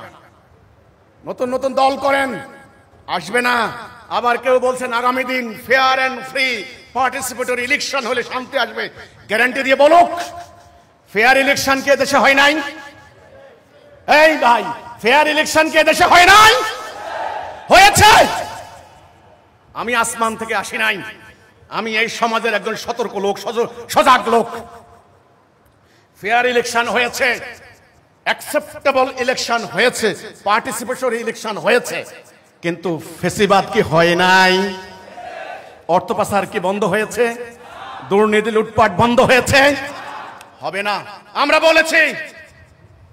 বলেছি চলমান বিদ্যমান কায়েম থাকা এই ব্যবস্থা একদম সম্পূর্ণ বাদ না দিলে শান্তি আসবে না। বিদ্যমান, চলমান, কায়েম থাকা বর্তমান জীবন ব্যবস্থা যেটা দিয়ে আমাদের রাষ্ট্র সমাজ চলে, এটার পরিবর্তন না করা পর্যন্ত শান্তি আসবে না। জমি পরিষ্কার করতে হবে। সব আগাছা, নানান কিসিমের ঘাস, ঘাসের এক এক নাম। আসলে আপনার জমি নানান ধরনের ঘাস দিয়ে ভর্তি। এই জমি পরিষ্কার করতে হবে। পরিষ্কার করে এখানে মানুষের জন্য উপকারী, প্রয়োজনীয়, মানুষের জন্য কল্যাণকর একটা বীজের চারা রোপণ করতে হবে। ভাইরা আমার, এই অশান্তি আর সহ্য করতে পারছি না। বিশ্বাস করেন, ঘুম থেকে উঠলেই, পত্রিকা খুললেই নৃশংসতা, ভয়াবহতা, খুন, মার্ডার। ঘর থেকে বের হতে পারি না ভয়ে, আতঙ্কে। নিজের ছোট্ট বাচ্চাটার স্কুলে দিয়ে নিশ্চিন্তে থাকতে পারি না, কখন কি হচ্ছে, কখন কি হচ্ছে। 10টা টাকা নিয়ে গাড়িতে উঠতে পারি না। সেদিন নোয়াখালী থেকে আসার সময় আমাদের বড় আপা, আমাদের ড্রাইভার, ওই যে জ্যামের মধ্যে দাঁড়িয়েছিল। জ্যাম, যাত্রাবাড়ির জ্যাম। ড্রাইভারের ঠান্ডা লাগছে, এসি বন্ধ করে দিয়া ও একটু গ্লাসটা খুইলা একটু বসে, আর যায় কোথায়? গ্লাস খোলার সাথে সাথে গলার মধ্যে ধরছে এইভাবে এক তলোয়ার। এই কি আছে বাইর কর, মানে তোর কিন্তু মাথা ফালাই দিব এখনই। পিছনে যা আছে টাকা পয়সা, মোবাইল টোবাইল, এই ম্যাডাম কি আছে বাইর করেন, সব বাইর করেন। সব মানুষ দাঁড়ায় আছে, গাড়ি দাঁড়ায় আছে, যাচ্ছে আসতেছে, গলার মধ্যে ধরে রেখেছে এইভাবে। এই দেশ নামাজ পড়তে যান, তাই না? শুনেন, মানব জাতির মুকুটমণি রহমাতাল লিল আলামিন, যিনি জীবনে মিথ্যা বলেন নাই, কারো 10 টাকা মেরে খান নাই, রহমাতাল লিল আলামিনকে 78টা যুদ্ধ করতে হয়েছে। ওনার জলিল কদর সাহাবীদেরকে জীবন দিতে হয়েছে, তিনি রক্তাক্ত হয়েছেন। এই একটি কারণে মানুষ যেন শান্তিতে পথ চলতে পারে, মানুষ যেন দরজা খুলে ঘুমাতে পারে। ইসলাম সম্পর্কে এই ধারণা আপনাদের নাই। আপনারা মনে করছেন নামাজ পড়ে আল্লাহকে সন্তুষ্ট করে জান্নাত চলে যাবেন। নো, এখন কাজ কি? ঈমান আনা। আমরা হুকুম মানি কার? মানুষের। আল্লাহর হুকুম মানি না, ফলে আমাদের ঈমান নাই। যার ঈমান নাই তার আমলের কোনো দাম নাই। বুখারী শরীফের 7 নম্বর হাদিস, বুনিয়াল ইসলামে আলা খামসিন, ইসলামের বুনিয়াদ 5টা। 1 নম্বরে লা ইলাহা ইল্লাল্লাহ। কোন হাদিস দেখাইতে পারবেন না 1 নম্বরে নামাজ। পবিত্র কোরআন কোথাও দেখাইতে পারবেন না 1 নম্বরে নামাজ। বলা হয়েছে 1 নম্বরে ঈমান। আগে ঈমান, 2 নম্বরে সালাহ, 3 নম্বরে যাকাত, 4 নম্বরে হজ, 5 নম্বরে সাওম। আগে ঈমান। যারা ঈমান আনবে তারা মুমিন। ঈমান আনবে একটা কথার উপরে, লা ইলাহা ইল্লাল্লাহ মুহাম্মাদুর রাসূলুল্লাহ। আপনারা কি বুঝছেন যে ঈমান নাই? এই জাতি মুমিন না? এটা বুঝছেন কিনা? নাকি মুমিন না? মুমিন হইলে মাত্র 1 কোটি ইহুদির হাতে আমরা কিভাবে মাইর খাই? 200 কোটি কিভাবে মাইর খাই বলেন? প্রায় বিশ্বের 120টা বন্দর আমাদের। বিশ্বের 70% তেল সম্পদ আমাদের পায়ের নিচে। সেই কাসাব্লাঙ্কা থেকে ইন্দোনেশিয়ার সেই বন্দর পর্যন্ত, সেই অ্যাডেন বন্দর থেকে আপনার আমাদের সমুদ্র চট্টগ্রাম বন্দর পর্যন্ত 120টা বন্দর, 40% পণ্য সামগ্রী আমাদের বন্দরের বুকের উপর দিয়ে যায়।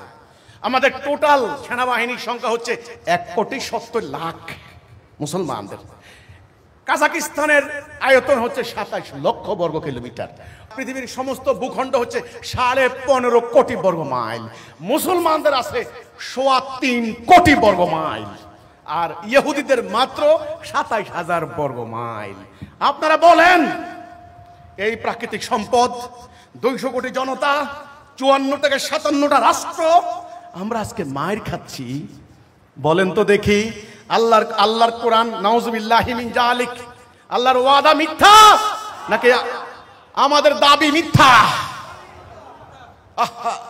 রায় দিতে পাচ্ছেন না মোহতারাম জজ সাহেব। আমি আসামি, শুনানি করলাম আপনার সামনে, আমি তথ্যপত্র দিয়ে শুনানি করছি। আপনি আজকে বিচারক, আপনি রায় দিবেন। রায় দিতে না পারলে ফাইল বন্ধ রাখেন, আগামীকাল রায় দিয়েন। রায় দিতে হবে, রায় দেন। আল্লাহ মিথ্যা কথা বলেছেন না আমাদের দাবি মিথ্যা?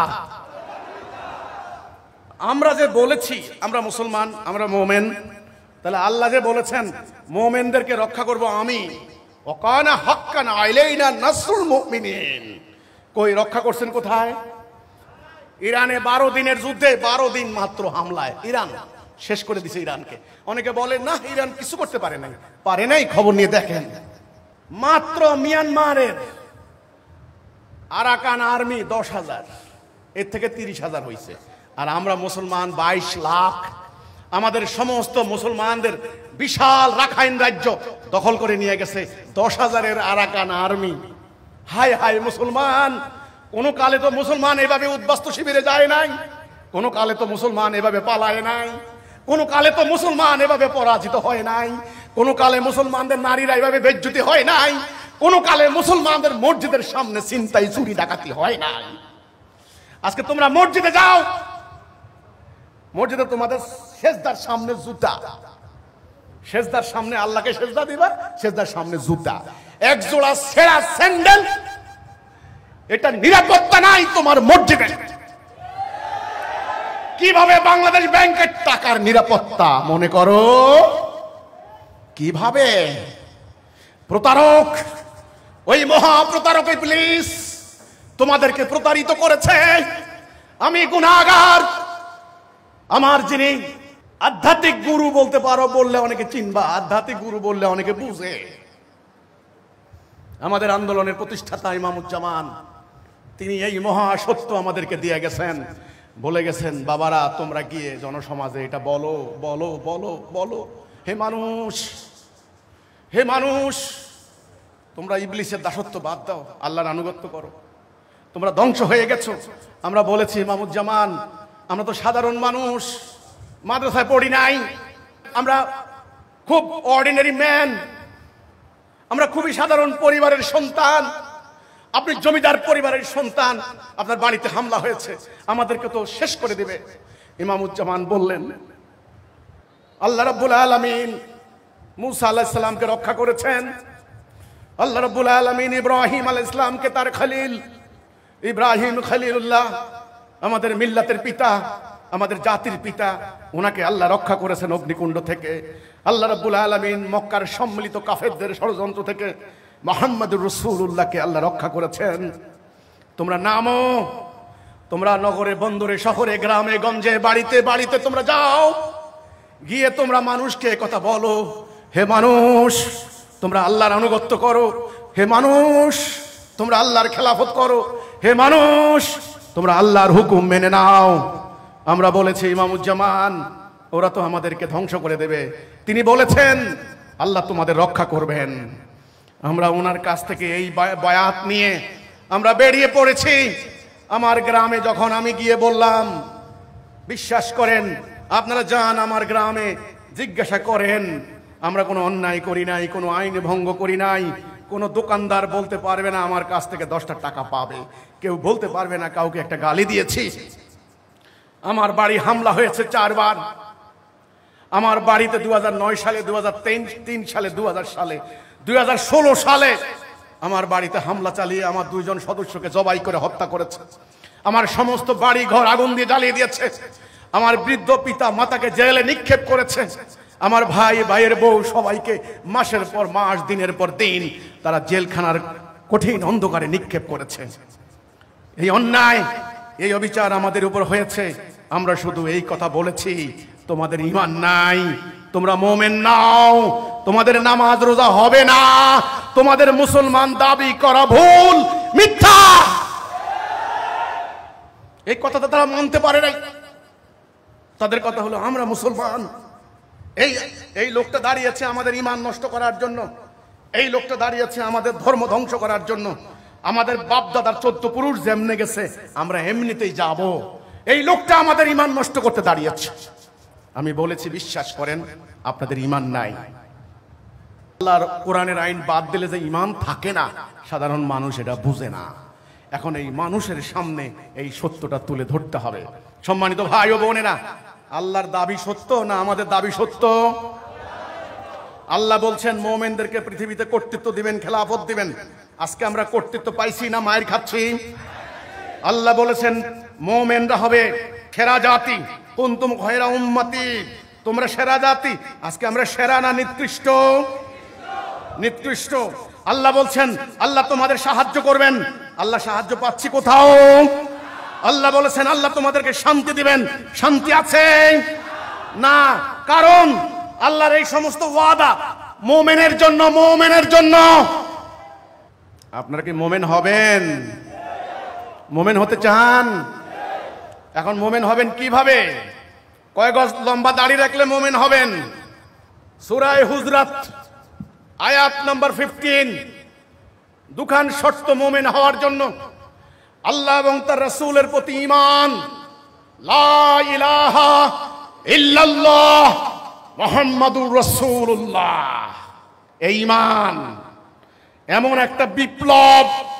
লা ইলাহা ইল্লাল্লাহ মানে তোমাদের এই সমাজ মানি না, তোমাদের এই জীবন বিধান মানি না, তোমাদের এই আইন কানুন মানি না, তোমাদের আদেশ হুকুম মানি না। এটার নাম লা ইলাহা ইল্লাল্লাহ। একবার বলেন, একবার, জান্নাত কনফার্ম হয়ে গেছে। আমার কথা না, রাসূল বলেছেন মান ক্বালা লা ইলাহা ইল্লাল্লাহ ফাদাখালাল জান্নাহ। হাদিস আমি বলি নাই। 1 নাম্বার শর্ত লা ইলাহা ইল্লাল্লাহ মুহাম্মাদুর রাসূলুল্লাহ সুম্মা লাম ইয়ারতাবু। এতে শর্ত হয়ে থাকতে হবে, দৃঢ় হতে হবে, কায়েম থাকতে হবে। তারপরে জান মাল দিয়ে জিহাদ। জিহাদ একটা পবিত্র আমল। শত শত আয়াত আছে জিহাদের। সারা জীবন রাসূল জিহাদ করেছেন। আজকে উগ্রবাদী সন্ত্রাসবাদী একটা গোষ্ঠী সন্ত্রাসবাদ কায়েম করে দিয়ে জিহাদের নামে চালিয়ে দিচ্ছে। এটা জিহাদ নয়। আজকে জিহাদের ভুল ব্যাখ্যা দেওয়া হচ্ছে। আরেক দল আল্লাহ রাসূলের সংগ্রামী জীবনকে অস্বীকার করে একটা জাল হাদিস আবিষ্কার করেছে। আত্মার বিরুদ্ধে জিহাদ বড় জিহাদ। হাদিসের প্রখ্যাত মুহাদ্দিস যারা হাদিসের সরা লিখেছেন, হাদিসকে অ্যানালাইসিস করেছেন, এর মধ্যে ইবনে হাজার আসকালানী রাহমাতুল্লাহ আলাইহি উনি পরিষ্কার বলেছেন এটা একটা জাল হাদিস, এটা হাদিস নয়, এটা আরবি একটা প্রবাদ বাক্য। আর কোনটা হাদিস কোনটা হাদিস না, পবিত্র কোরআন সেটার প্রমাণ। সূরা ফুরকানের 52 নম্বর আয়াত আল্লাহ বললেন ফালা তুতিল কাফিরিনা ওয়াজাহাদুহুম বিহি জিহাদান কাবীরা।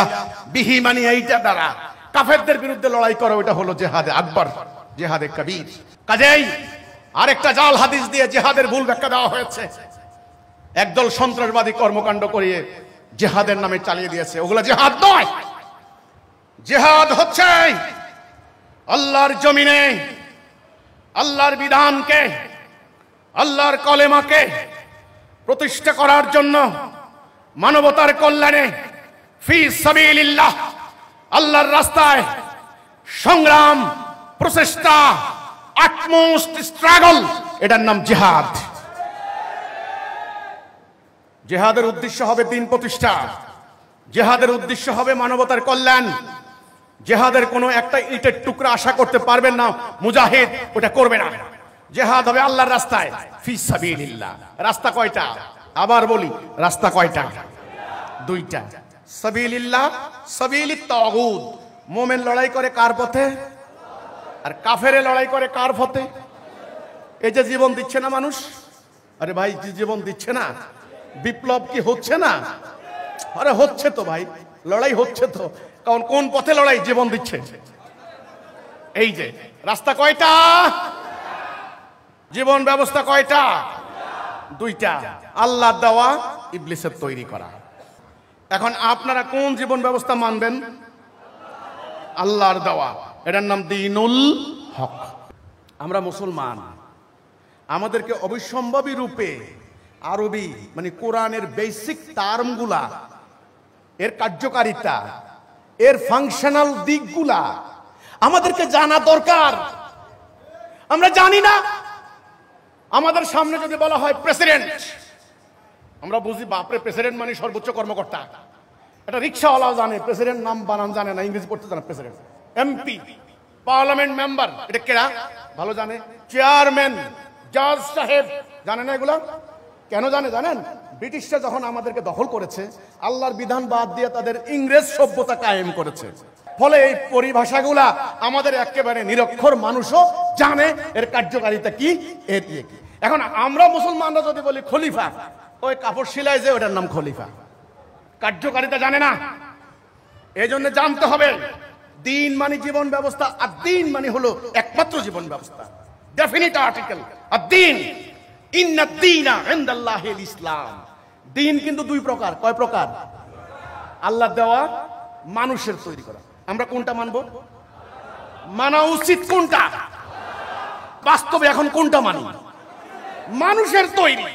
মুসলমান থাকি আমরা? আপনারা বলুন তো দেখি, থাকি না? সূরা ফাতিহা 28, সূরা সফ 9, সূরা তওবা 33, তিনটা সূরার মধ্যে আল্লাহ রাব্বুল আলামিন পরিষ্কার করে দিয়েছেন, ওয়াল্লাযী আরসালা রাসূলাহু বিল হুদা ওয়া দীনিল হক লিইয়ুযহিরাহু আলাদ দীন কুল্লিহি। একটা আয়াত ওয়াকাফা বিল্লাহি শাহীদা, এগুলো আয়াতের খণ্ডাংশ। তিনি আল্লাহ যিনি আপন রাসূলকে পাঠিয়েছেন, আরসালা রাসূলাহু, রাসূলকে পাঠিয়েছেন হিদায়াত এবং সত্য দিন দিয়ে, যেন অন্যান্য সমস্ত দিনের উপরে এটাকে প্রতিষ্ঠা করেন। তাইলে দিন কয় প্রকার? আল্লাহর একটা দিন, মানুষের তৈরি একটা দিন। আল্লাহ দিনের কি নাম? দ্বীনুল হক।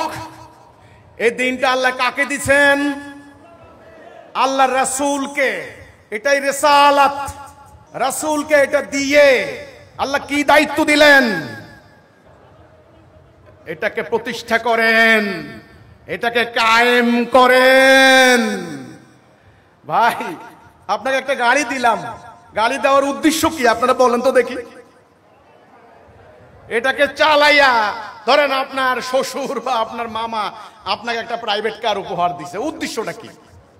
আপনাকে জানবেন না এর উদ্দেশ্য কি? আপনি কি করলেন? দেখেন প্রাইভেট কার, মার্সিডিজ, বাপরে খুব দামি জিনিস, আপনি জানেন না এর উদ্দেশ্য কি? খুব সুন্দর। আপনি কি করলেন? গ্যারেজে রাখলেন। প্রতিদিন সকালবেলায় পরিষ্কার করে ঝকঝক তক্তক করেন, আবার রাতের বেলায় আবার ঝকঝক তক্তক করেন গ্যারেজের মধ্যে। শুনেন, যখন গরম লাগে আপনি গাড়ির ভিতরে ঢুকেন, ঢুইকা এসি ছেড়ে দিয়া আপনি দেন একটা ঘুম। এবার যখন গান শুনতে ইচ্ছা হয়, মন খারাপ, আপনি ওখানে টেপ রেকর্ডার আছে, ডিংডাং ডিংডাং, আপনি হিন্দি গান চালাই দিয়া আধা 2 ঘন্টা মজা করে আপনি বাইরে গেলেন, কালকে আবার গাড়ি ধুইলেন। প্রতিদিন ধোয়া মোছা করেন আর এসিতে আরাম খান আর গান শোনেন। কোনোদিন গাড়িকে বের করলেন না, চালালেন না, গন্তব্যে গেলেন না। এই গাড়িটার উদ্দেশ্য কি তাও জানলেন না। তাহলে বিশ্বের বড় দামি গাড়িটা দেওয়ার কোনো মানে রইল? আমাদের অবস্থা সেটা হইছে না? সেটা হইছে না? এই কোরআন শরীফ ঝকঝকে তকতকে ছাপার হরফে কোরআন এমন ভাবে মুখস্থ করতে করতে করতে মাখরাজ 17টা মাখরাজ আলিফ বাতাসে এমন ভাবে হামজা হা প্রতিটা বছর লক্ষ লক্ষ উচ্চারণকারী বের হচ্ছেন, মুখস্থ হাফেজে কোরআন বের হচ্ছেন, মুফাসসিরে কোরআন বের হচ্ছেন, লক্ষ লক্ষ মাদ্রাসা বানানো হচ্ছে, লাখে লাখে কাতারে কাতারে উলামায়ে কেরাম মাথায় টুপি দিয়া লম্বা পাগড়ি বইরা রাস্তা রাস্তায় হেঁটে বেড়াচ্ছেন, মনে হয় যেন জমিনে পরি হাঁটে। কিন্তু এই কোরআন কি জন্য? গাড়ির মতো অবস্থা হয়েছে না? ধোয়া মোছা করে গাড়ি রাখার জন্য? হ্যাঁ, ধোয়া মোছা করতে হবে, চালনার স্বাস্থ্যে ময়লা পড়লে আবার ধুইবেন, স্বাভাবিক কথা। কিন্তু এটা হয়েছে পরিচালনা করার জন্য। এই কোরআন দিয়ে দুনিয়া চলবে, এই কোরআন দিয়ে রাষ্ট্র চলবে, এই কোরআন দিয়ে আদালত চলবে, এই কোরআন দিয়ে পার্লামেন্ট চলবে, এই কোরআন দিয়ে সেনাবাহিনী চলবে, এই কোরআন দিয়ে শিক্ষা প্রতিষ্ঠান চলবে। এটাই হলো কোরআন, আমাদের জীবন বিধান, এটাই আমাদের পরিচয়, আমাদের মাথার মুকুট। আজ কোরআনের সেই উদ্দেশ্য হারিয়ে গিয়েছে, এটা আকীদা হারিয়ে গিয়েছে। কি হারিয়ে গিয়েছে? সর্বনাশা কোথায় হয়েছে? এই ঘটনা ঘটবে রাসূল জানতেন। রাসূল, আপনি বলেন যে রাসূল কেমনে জানতেন? নাউজুবিল্লাহ, আস্তাগফিরুল্লাহ। রাসূল কি গায়েব জানেন নাকি? না। যারা মেরাজ বিশ্বাস করেন, মেরাজ, তারা জানেন রাসূলকে আল্লাহর সৃষ্টি রহস্য আদ্যপান্ত সব দেখানো হয়েছে। তিনি বলেছেন এমন একটা সময় আসবে ইসলাম শুধু নাম থাকবে, কোরআন শুধু, আর অক্ষর মুছতে পারবে না তো, আল্লাহ নিজে সংরক্ষণ করবেন। সূরা হিজরের 9 নম্বর আয়াত আল্লাহ বলছেন আমি একে সংরক্ষণ করব, আমি নাজিল করেছি। এই জিকির, এর নাম দিয়েছেন জিকির। অক্ষর থাকবে, অক্ষরের বাস্তবায়ন হবে না, অক্ষরের ইমপ্লিমেন্টেশন হবে না, অক্ষরের কোনো রেজাল্ট হবে না। অক্ষর যারা মুখস্থ করবে ওরা সাইনবোর্ড লাগাবে, তাফসীরুল কোরআন মাহফিল, সুললিত কণ্ঠে, খুব কুকিল কণ্ঠে তিনি ওয়াজ করে এক বান্ডেলে বান্ডেলে টাকা কামাই করে নিয়ে যাবেন। কিন্তু এই কোরআন কি সেই জন্য নাজিল হয়েছে? এই কোরআনের কারণে ৭৮টা যুদ্ধ করতে হয়েছে। আজকে এখানে টাকা কামাইয়ের মহোৎসব শুরু হয়ে গিয়েছে। এই কথা বলার কারণে আমাদেরকে এরা খ্রিস্টান আখ্যা দিয়েছে, নাস্তিক আখ্যা দিয়েছে, ইহুদি দালাল আখ্যা দিয়েছে। আমরা নাকি মানুষের ঈমান নষ্ট করতে দাঁড়াইছি, আমরা নাকি কোরআন থেকে সরানোর জন্য মাস্টার প্ল্যান নিয়ে নামছি, আমরা নাকি আলেমদের বিরুদ্ধে বিদ্বেষ প্রচার করছি, এটা নাকি ইহুদিদের একটা মহাপরিকল্পনার অংশ। আমাদেরকে নাকি ইহুদিরা টাকা দিয়ে বাংলাদেশে ছাইরে দিছে। আসল কথা হলো এই, দিনের বিনিময়ে টাকা নিবেন না, হারাম। এ কথা বললাম কেন? আর কোনো আমাদের দোষ নাই। এবার আসুন, দিন কয় প্রকার? 2 প্রকার। এবার আপনারা কি আল্লাহ দেওয়া দিন কায়েম করবেন?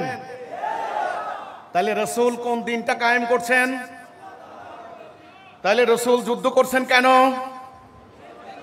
দিন কায়েম করার জন্য। রাসূল একটা জাতি তৈরি করলেন কেন? আপনারা কি আল্লাহর দিন কায়েম করতে চান? আল্লাহর দিন কায়েম করতে হবে, কিন্তু কায়েম না করলে এমনি এমনি আসবে না। এই যে এখন যারা জুলাইয়ের বিপ্লব করলো, তারা কি দিন কায়েমের কথা বলছে? তারাও দাঁড়িয়ে বলছে গণতন্ত্র চাই। কি চাই? গণতন্ত্র চাই। শুনেন, ওরা নাম দিছে অমুক নাকি গণতন্ত্রের ইমাম, অমুক নাকি গণতন্ত্রের পিতা, অমুক নাকি গণতন্ত্রের মাতা, ইত্যাদি ইত্যাদি। কোন মুসলমান আল্লাহর দেওয়া বিধান বাদ দিয়া কোন তন্ত্র মন্ত্র মানতে পারে? এই অশান্তি দূর হবে না যতক্ষণ না আল্লাহর আনুগত্য না করি আমরা। এবার আপনাকে আল্লাহর দিন প্রতিষ্ঠা করতে চান? আল্লাহ, আল্লাহ তোমার শুকর গুজার করছি। আল্লাহ, যেই দিনটাকে তারা গায়েব করে দিয়েছিল ষড়যন্ত্র করে, আজকের এই মাহফিলে, আজকের এই সমাবেশে হাজার হাজার নারী পুরুষ আসমানের দিকে হাত তুলে আল্লাহ অঙ্গীকার করেছে তারা তোমার দিন কায়েম করবে। আল্লাহ, আল্লাহ আমাদের ক্ষমা করো। আল্লাহ, আল্লাহ আমাদের দয়া করো। আল্লাহ, আল্লাহ আমাদের সমাজ থেকে অশান্তি দূর করে দাও। আল্লাহ, আল্লাহ আমাদের সন্তানদেরকে আমরা একটা নিরাপদ বিশ্ব দিয়ে যেতে চাই। আল্লাহ আল্লাহ বোমার আঘাতে আমরা লন্ডভন্ড হতে চাই না। আল্লাহ শত্রুর হামলায়, মিসাইলের আক্রমণে, অ্যাটম বোমার হামলায় আমাদের শহর নগর বন্দর ধ্বংস হয়ে যাক, আমরা চাই না। আল্লাহ আল্লাহ আমরা উদ্বাস্তু শিবিরে তাদের ত্রাণ ভিক্ষার জন্য আমরা আজকে লাইন ধরতে যাব না। আল্লাহ আল্লাহ আমরা বেঁচে থাকতে আমাদের নারীদের ইজ্জত লুণ্ঠন হতে দেব না। আল্লাহ আল্লাহ আজকে গাজীপুরের এই মাটিতে হাজার হাজার নারী পুরুষ দুহাত তুলে শপথ করছেন তোমার দিন কায়েম করবে। তোমার রাসূল যে দায়িত্ব পালন করে গেছেন, তোমার সাহাবা একরাম, তোমার রাসূলের সাহাবাইরা রক্ত দিয়ে যে দিন কায়েম করে গেছেন, কয়েক শতাব্দী পর সেই দায়িত্ব পরিত্যক্ত হয়ে গিয়েছিল, যার ফলে আমরা ইউরোপিয়ানদের হাতে পরাজিত হয়েছি, আমরা লাঞ্ছিত হয়েছি। আজ হিজবুত তাওহীদের আহ্বানে, জামানার ইমামের অনুপ্রেরণায় আমার মতো গুনাহগার এক বান্দার ডাকে হাজার হাজার বনি আদম আজকে আবার তওবা করে আবার ঈমান আনার শপথ করছে। আল্লাহ আল্লাহ তুমি আমাদের ক্ষমা করো। আল্লাহ আল্লাহ তুমি আমাদের হৃদয়কে প্রশস্ত করে দাও। আল্লাহ আমাদের পা গুলাকে আল্লাহ তুমি দৃঢ় করো। আল্লাহ আমাদের হৃদয়কে তুমি শান্ত প্রশান্ত করে দাও। আল্লাহ আমরা এতদিন ইবলিসের দাসত্ব করেছি, আমরা বুঝতে পারি নাই, আমরা প্রতারিত হয়েছি মহাপ্রতারক শয়তানের চক্রান্তে। আমরা দলালাতে চলে গিয়েছিলাম, আমরা তোমার আনুগত্যবাদ দিয়ে গণতন্ত্র সমাজতন্ত্রের মতো বস্তা পচা মানুষের মতবাদের আনুগত্য করছিলাম। আল্লাহ আমরা ভুল বুঝতে পেরেছি। আল্লাহ আমাদের ক্ষমা করে দাও। আল্লাহ আমাদের ক্ষমা করে দাও। রব্বানা লা তুযিগ কুলুবানা বা'দা ইয হাদাইতানা ওয়া হাব লানা মিন লাদুনকা রাহমাতান ইন্নাকা আনতাল ওয়াহ্হাব। আল্লাহ তুমি আমাদেরকে হেদায়েতে অটল রাখো। আল্লাহ সম্মানিত ভাইরা আমার, আপনাদের এই আসমানের দিকে দুহাত দেখে আমি অভিভূত হয়েছি। আমি আল্লাহর কাছে স্পেশাল দোয়া করেছি, আপনারা আমার জন্য দোয়া করবেন। আজ আমি আপনাদেরকে বলতে চাই, আপনারা বলুন ইসলামের শিক্ষা মোতাবেক, আকীদা মোতাবেক বলুন কয় জাতি আমরা? এক জাতি। আমাদের জাতি হবে কয়টা? আমাদের আল্লাহ কয়জন? এক। কুল হুয়াল্লাহু আহাদ। আহাদ। আমাদের আল্লাহ কয়জন? রাসূল কয়জন? একজন। কিতাব কয়টা? কাবা কয়টা? কাবা। যে কাবার দিকে ফিরে আমরা নামাজ পড়ি, কাবাতে শরীফতে আল্লাহু আকবার। কাবা কয়টা? জাতি হবে কয়টা? নেতা হবেন কয়জন? যদি তোমরা সারা জীবন এই সূত্র মনে রাখতে পারো, আমরা এক, জাতি এক, আল্লাহ এক, রাসূল এক, কাবা এক, আমাদের নেতা হবেন একজন, আমাদের কিতাব একটা, আমরা আল্লাহর আনুগত্য করব, ততদিন তোমরা দুনিয়াতে হবে বিজয়ী জাতি। আর যদি তোমরা এটা ভুলে যাও, তোমাদের জাতি যদি টুকরা টুকরা হয়ে যায়, তোমরা হয়ে যাবে আবর্জনা। আমি একটা কাগজ দেখাচ্ছি, ধরেন এটা একটা কাগজ, লেখার জন্য এই কাগজ, এটাকে যদি মধ্যখানে দুই টুকরা করি, এটা কি হয়ে যাবে বলুন? এটা কি হয়ে যাবে বলুন? এখন বুঝছেন বিশ্বে আমরা কেন মার খাচ্ছি? কেন আমরা মার খাচ্ছি? কি হয়ে গেলাম? আবর্জনা। খেলাখেলি নয় ভাইরা আমার, পথহারা মানব জাতিকে হেদায়েতে আনা, আবর্জনায় রূপান্তরিত হওয়া মানুষগুলারে আবার মুমিন করা, সোনার টুকরায় পরিণত করা, খেলাখেলি নয়। হে হিজবুত তাওহীদ, সাহাবায়ে কেরামের দায়িত্ব তোমরা কাঁধে তুলে নিয়েছো। মক্কার ওই মানুষগুলি চুরি করত, ডাকাতি করত, খুন করত, মানুষকে হত্যা করত, ডাকাতি করত, মদ খেয়ে চুর হয়ে পড়ে থাকত। মক্কার ওই মানুষগুলির হৃদয় পরিবর্তন হয়ে গিয়েছে। রাসূলুল্লাহর হাতে ঈমান আনার পর তারা হয়ে গেলেন রাদিয়াল্লাহু আনহুম ওয়া রাদু আনহু। আল্লাহ তাদের উপর রাজি, তারাও আল্লাহর উপর রাজি। এই সমাজের মানুষগুলাকে দলালা থেকে হেদায়েতে আনা চারটিখানি কথা। দায়িত্ব আপনারা কাঁধে তুলে নিয়েছেন। আপনাদের চরিত্র লাগবে মুমিনের চরিত্র। কাজে আপনারা বলুন, দিন প্রতিষ্ঠা করা ছাড়া আর কোনো উপায় আছে? এখন দুনিয়াতে কি আল্লাহ দিন না মানুষের দিন চলছে? এটাকে বাদ দিয়ে, এটাকে উৎখাত করে দিয়ে আল্লাহর দিন কায়েম করার জন্য আপনার কি প্রস্তুত? আনাকিমুদ্দিন সূরা শুরা 13 নম্বর আয়াত। আমার কথা না, আল্লাহ রাসূলকে বলছে, হে রাসূল, আমি ইব্রাহিমকে নির্দেশ দিয়েছি, নূহ আলাইহিস সালামকে নির্দেশ দিয়েছি, ঈসা মুসা আলাইহিস সালাম নির্দেশ দিয়েছি, তোমাকে নির্দেশ দিয়েছি আনাকিমুদ্দিন, দিন কায়েম করো। ওই গাড়ি চালিয়ে না গেলে গন্তব্যে পৌঁছতে পারবে না। দিন কায়েম না করলে শান্তি আসবে না। রাসূল প্রেরণের অর্থ নিরর্থক হয়ে যাবে, কোরআন পাঠানো নিরর্থক হয়ে যাবে, মানুষ ইবলিসের দাসত্ব করবে। তাহলে আল্লাহর দিন কায়েম করবেন তো নাকি? ওকে, আল্লাহর দিন কায়েম করার জন্য শর্ত হচ্ছে 5টা। কর্মসূচি লাগবে, কর্মসূচি ছাড়া ইচ্ছা মতে কায়েম করতে পারবেন না। 1 নম্বরে ঐক্য। 1 নম্বর কি? এটা আমার কথা না, এটা বিখ্যাত হাদিস এবং কোরআনেও আছে। আল্লাহ তাআলা কোরআনে বলছেন, ওয়াতাসিমু বিহাবলিল্লাহি জামিয়াও ওয়ালা তাফাররাকু। ফারাক হইবা না, এই যে টুকরা টুকরা হইবা না, টুকরা টুকরা হইবা না। আমার রশিকে মজবুত করে ধরে রাখো। রশি কয়টা? 2টা রশি। একটা আল্লাহর রশি, আর এগুলা ইবলিসের রশি। ইবলিসও রশি ফেলায়, কিন্তু আল্লাহর রশি আমাদেরকে ধরতে হবে। কার রশি? আল্লাহর রশি মজবুত করে ধরতে হবে। মুমিনরা হবে ঐক্যবদ্ধ। আজকে দেখেন হাজার হাজার পীর, এক এক পীরের এক এক তরিকা। মানুষ কোন দিকে যাবে গো? হ্যাঁ, বাংলাদেশে এই যে আগামীতে নির্বাচন হবে, নির্বাচন করতেছে। আপনি দেখেন আমাদের ইসলামী দলগুলা এক এক দলের এক এক মার্কা না। ওই দেখবেন ওই সোহরাওয়ার্দীতে সম্মেলন করে, হায়রে হায়রে লাখ লাখ মানুষ নিয়ে জমা করে, এক এক দলের এক এক মার্কা। মানুষ কোন দিকে যাবে?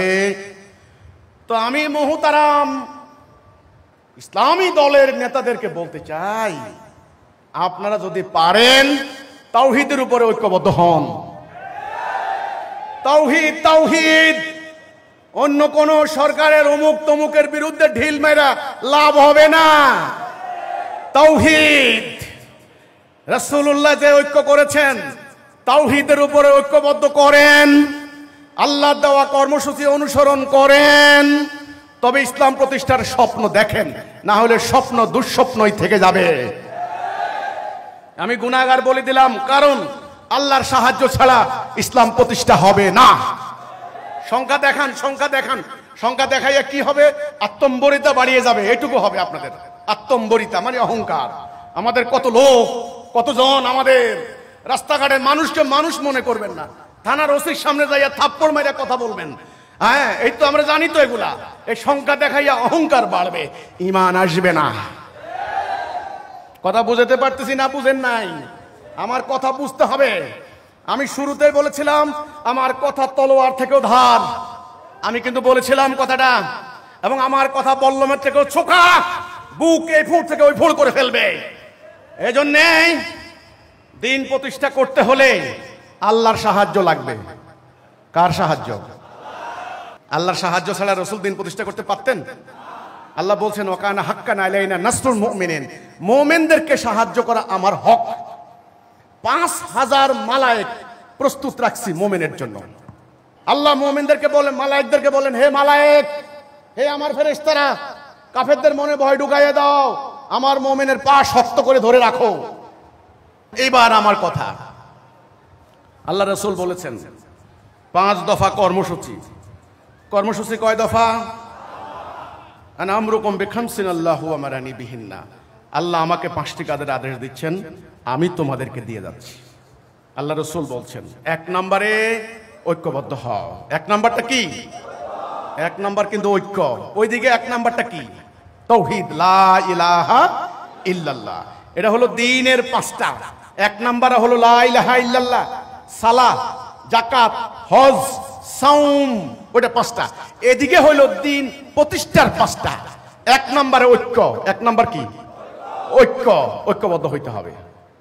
আপনি শিয়া, সুন্নি, শাফি, হাম্বলি, এই যে গত 2 দিন আগে আপনার সিরিয়াতে 1000 মানুষ মারা গেছে মুসলমান। ওই যে একটা সম্প্রদায় আছে, এটার নাম দ্রুজ মুসলমান। এরপরে হলো ক্ষমতা যারা গেছে তারা হলো হায়াত তাহারির সুন্নি মুসলমান। আবার দেখা যাচ্ছে ওই যে বেটা পালাইছে বাশার আল আসাদ পরিবার, এরা আবার শিয়া মুসলমানদের পরিবার। মানে নানান কাহিনী। আমাদের বাংলাদেশে দেখেন, কাওমি মাদ্রাসার উলামায়ে কেরাম এক আকীদা, আলিয়া মাদ্রাসার উলামায়ে কেরাম আরেক আকীদা, সুন্নিরা আরেক আকীদা, আহলে সুন্নাত ওয়াল জামাত ওই যে মাজারের পক্ষে কতগুলা মিছিল, লাখ লাখ, কিন্তু আহলে সুন্নাত ওয়াল জামাত ওনারা কিন্তু এক ধরনের আকীদা। আকীদার কোনো শেষ নাই। ঠিক আছে? পুরো জাতি হবে কয়টা? এক নম্বরে ঐক্য। এক নম্বর কি? কোন কথার উপরে ঐক্য? লা ইলাহা ইল্লাল্লাহ। 2 নম্বরে শৃঙ্খলা। 2 নম্বরে কি? শৃঙ্খলা, ডিসিপ্লিন, মিলিটারি ডিসিপ্লিন, যেন তেন ডিসিপ্লিন না। 3 নম্বর কি? আনুগত্য, ইতায়া, আনুগত্য। আতিউল্লাহ, আতিউর রাসূল, আউলিল আমরি মিনকুম। আল্লাহর আনুগত্য আগে, তারপরে কার? রাসূল, তারপরে তোমাদের মধ্যে উলিল আমর। 3 নাম্বার আনুগত্য করতে হবে একজনের। আনুগত্য ছাড়া হবে না। সবাই আনুগত্য করতে প্রস্তুত তো নাকি? এ ভাই, আনুগত্যের মধ্যেই সমস্যাটা, কিন্তু আমি কম জানি নাকি? আনুগত্য করতে হবে 3 নাম্বার শর্ত। 4 নাম্বার হিজরত। আল্লাযিনা আমানু ওয়া হাজারু ওয়া জাহাদু ফি সাবিলিল্লাহ আযমুদ দারাজাতান ইনদাল্লাহ। আল্লাহ বলছেন যারা ঈমান আনে, হিজরত করে, জান মাল দিয়ে জিহাদ করে। আগে ঈমান, তারপরে হিজরত। খেয়াল করছেন কোরআন শরীফ? হিজরত কথাটা 4 নাম্বার, এটা বুঝতে হবে। আমি শুরুতে বলেছিলাম আরবি শব্দ, অ্যারাবিক টার্ম জরুরি, গুরুত্বপূর্ণ। এগুলো আমাদেরকে শিখতে হবে, মুসলমানদেরকে। এটা আমাদের চর্চার মধ্যে নিতে হবে, এটা আমাদের দৈনন্দিন জীবন যাত্রার মধ্যে নিতে হবে, এটা আমাদের কালচারের মধ্যে নিতে হবে। আমরা কিন্তু ব্রিটিশের আন্ডারে চলে যাওয়ার পর তারা পরিকল্পিতভাবে আমাদের কোরআনের এই পরিভাষাগুলিকে গায়েব করে দিয়েছে। যেমন হিজরত। হিজরত বলতে আমাদের তবলিগের ভাইরা বলে কি, এক মসজিদ থেকে আরেক মসজিদে গাটি কোটা নিয়ে যাওন, এটার নাম হিজরত। আচ্ছা, আরেকটা আছে, আরো সংগঠন আছে কিছু কিছু, তারা ওই যে বিভিন্ন জায়গা থেকে পোলাপাইন কালেকশন করে নিয়ে পার্বত্য চট্টগ্রামে যায় বিভিন্ন ধরনের গোষ্ঠীর সঙ্গে নিয়ে, ওটার নাম দিচ্ছে হিজরত। হিজরতের নানান অর্থ আছে, কিন্তু আসলে কিন্তু হিজরান থেকে হিজরত। হিজরান মানে হলো আলাদা হওয়া, সেপারেশন, আলাদা হওয়া। সত্য মিথ্যা, ন্যায় অন্যায় একসাথে থাকতে পারে না।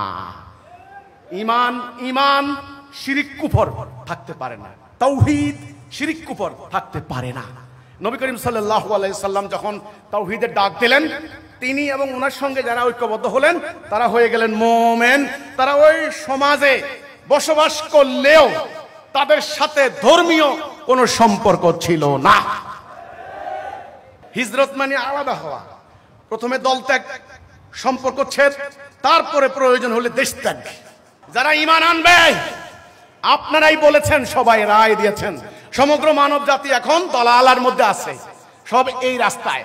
তো যারা ঈমান আনবে তারা হিজরত করে এই রাস্তা থেকে ওই রাস্তা যেতে হবে না, আলাদা হইতে হবে না। আলাদা না হলে আপনি কি করে বুঝবেন এই তোমাদের ঈমান নাই, তোমাদের সঙ্গে আমাদের লড়াই? কেমনে বুঝবেন আপনি? আলাদা হইতে হবে না। এই আলাদা হওয়ার নাম কি? হিজরত, সেপারেশন। কিসের থেকে? শিরিক কুফর থেকে। শিরিক কুফর থেকে, মানব রচিত বিধান থেকে আমরা মুমিনরা আলাদা একটা জাতিসত্তা গড়ে তুললাম, এটার নাম হিজরত। আরে ভাই, দেশ বড় না আল্লাহ বড়? মাটি বড় না আল্লাহ বড়? তাইলে রাসূলের জীবনী দেখেন। মক্কা তিনি বারবার ফিরে তাকাচ্ছেন, আর ওনার চক্ষু মোবারক ছলছল করছিল। ওনার পিতৃভূমি মক্কা থাকতে পারেননি। ওই দেশের থেকে ওনার ঈমান বড়। মক্কার কাফেররা বলছিল ওনার চাচাকে, আপনার ভাতিজাকে বলেন আপনি আমাদের রইস, সর্দার। আপনি কোলে পিঠে ওরে মানুষ করছেন, আমরা দেখছি তো, তার বাপ মারা গেছে, ওর সাথে আমাদের কোনো দ্বন্দ্ব নাই।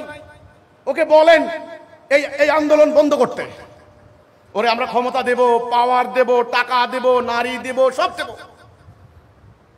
রাসূল বলছেন বুক টান টান করে, চাচা ওরা যদি আমার হাতে এক হাতে চন্দ্র এক হাতে সূর্য এনে দেয়, তবু আমি তাদের কাছে সারেন্ডার করব না।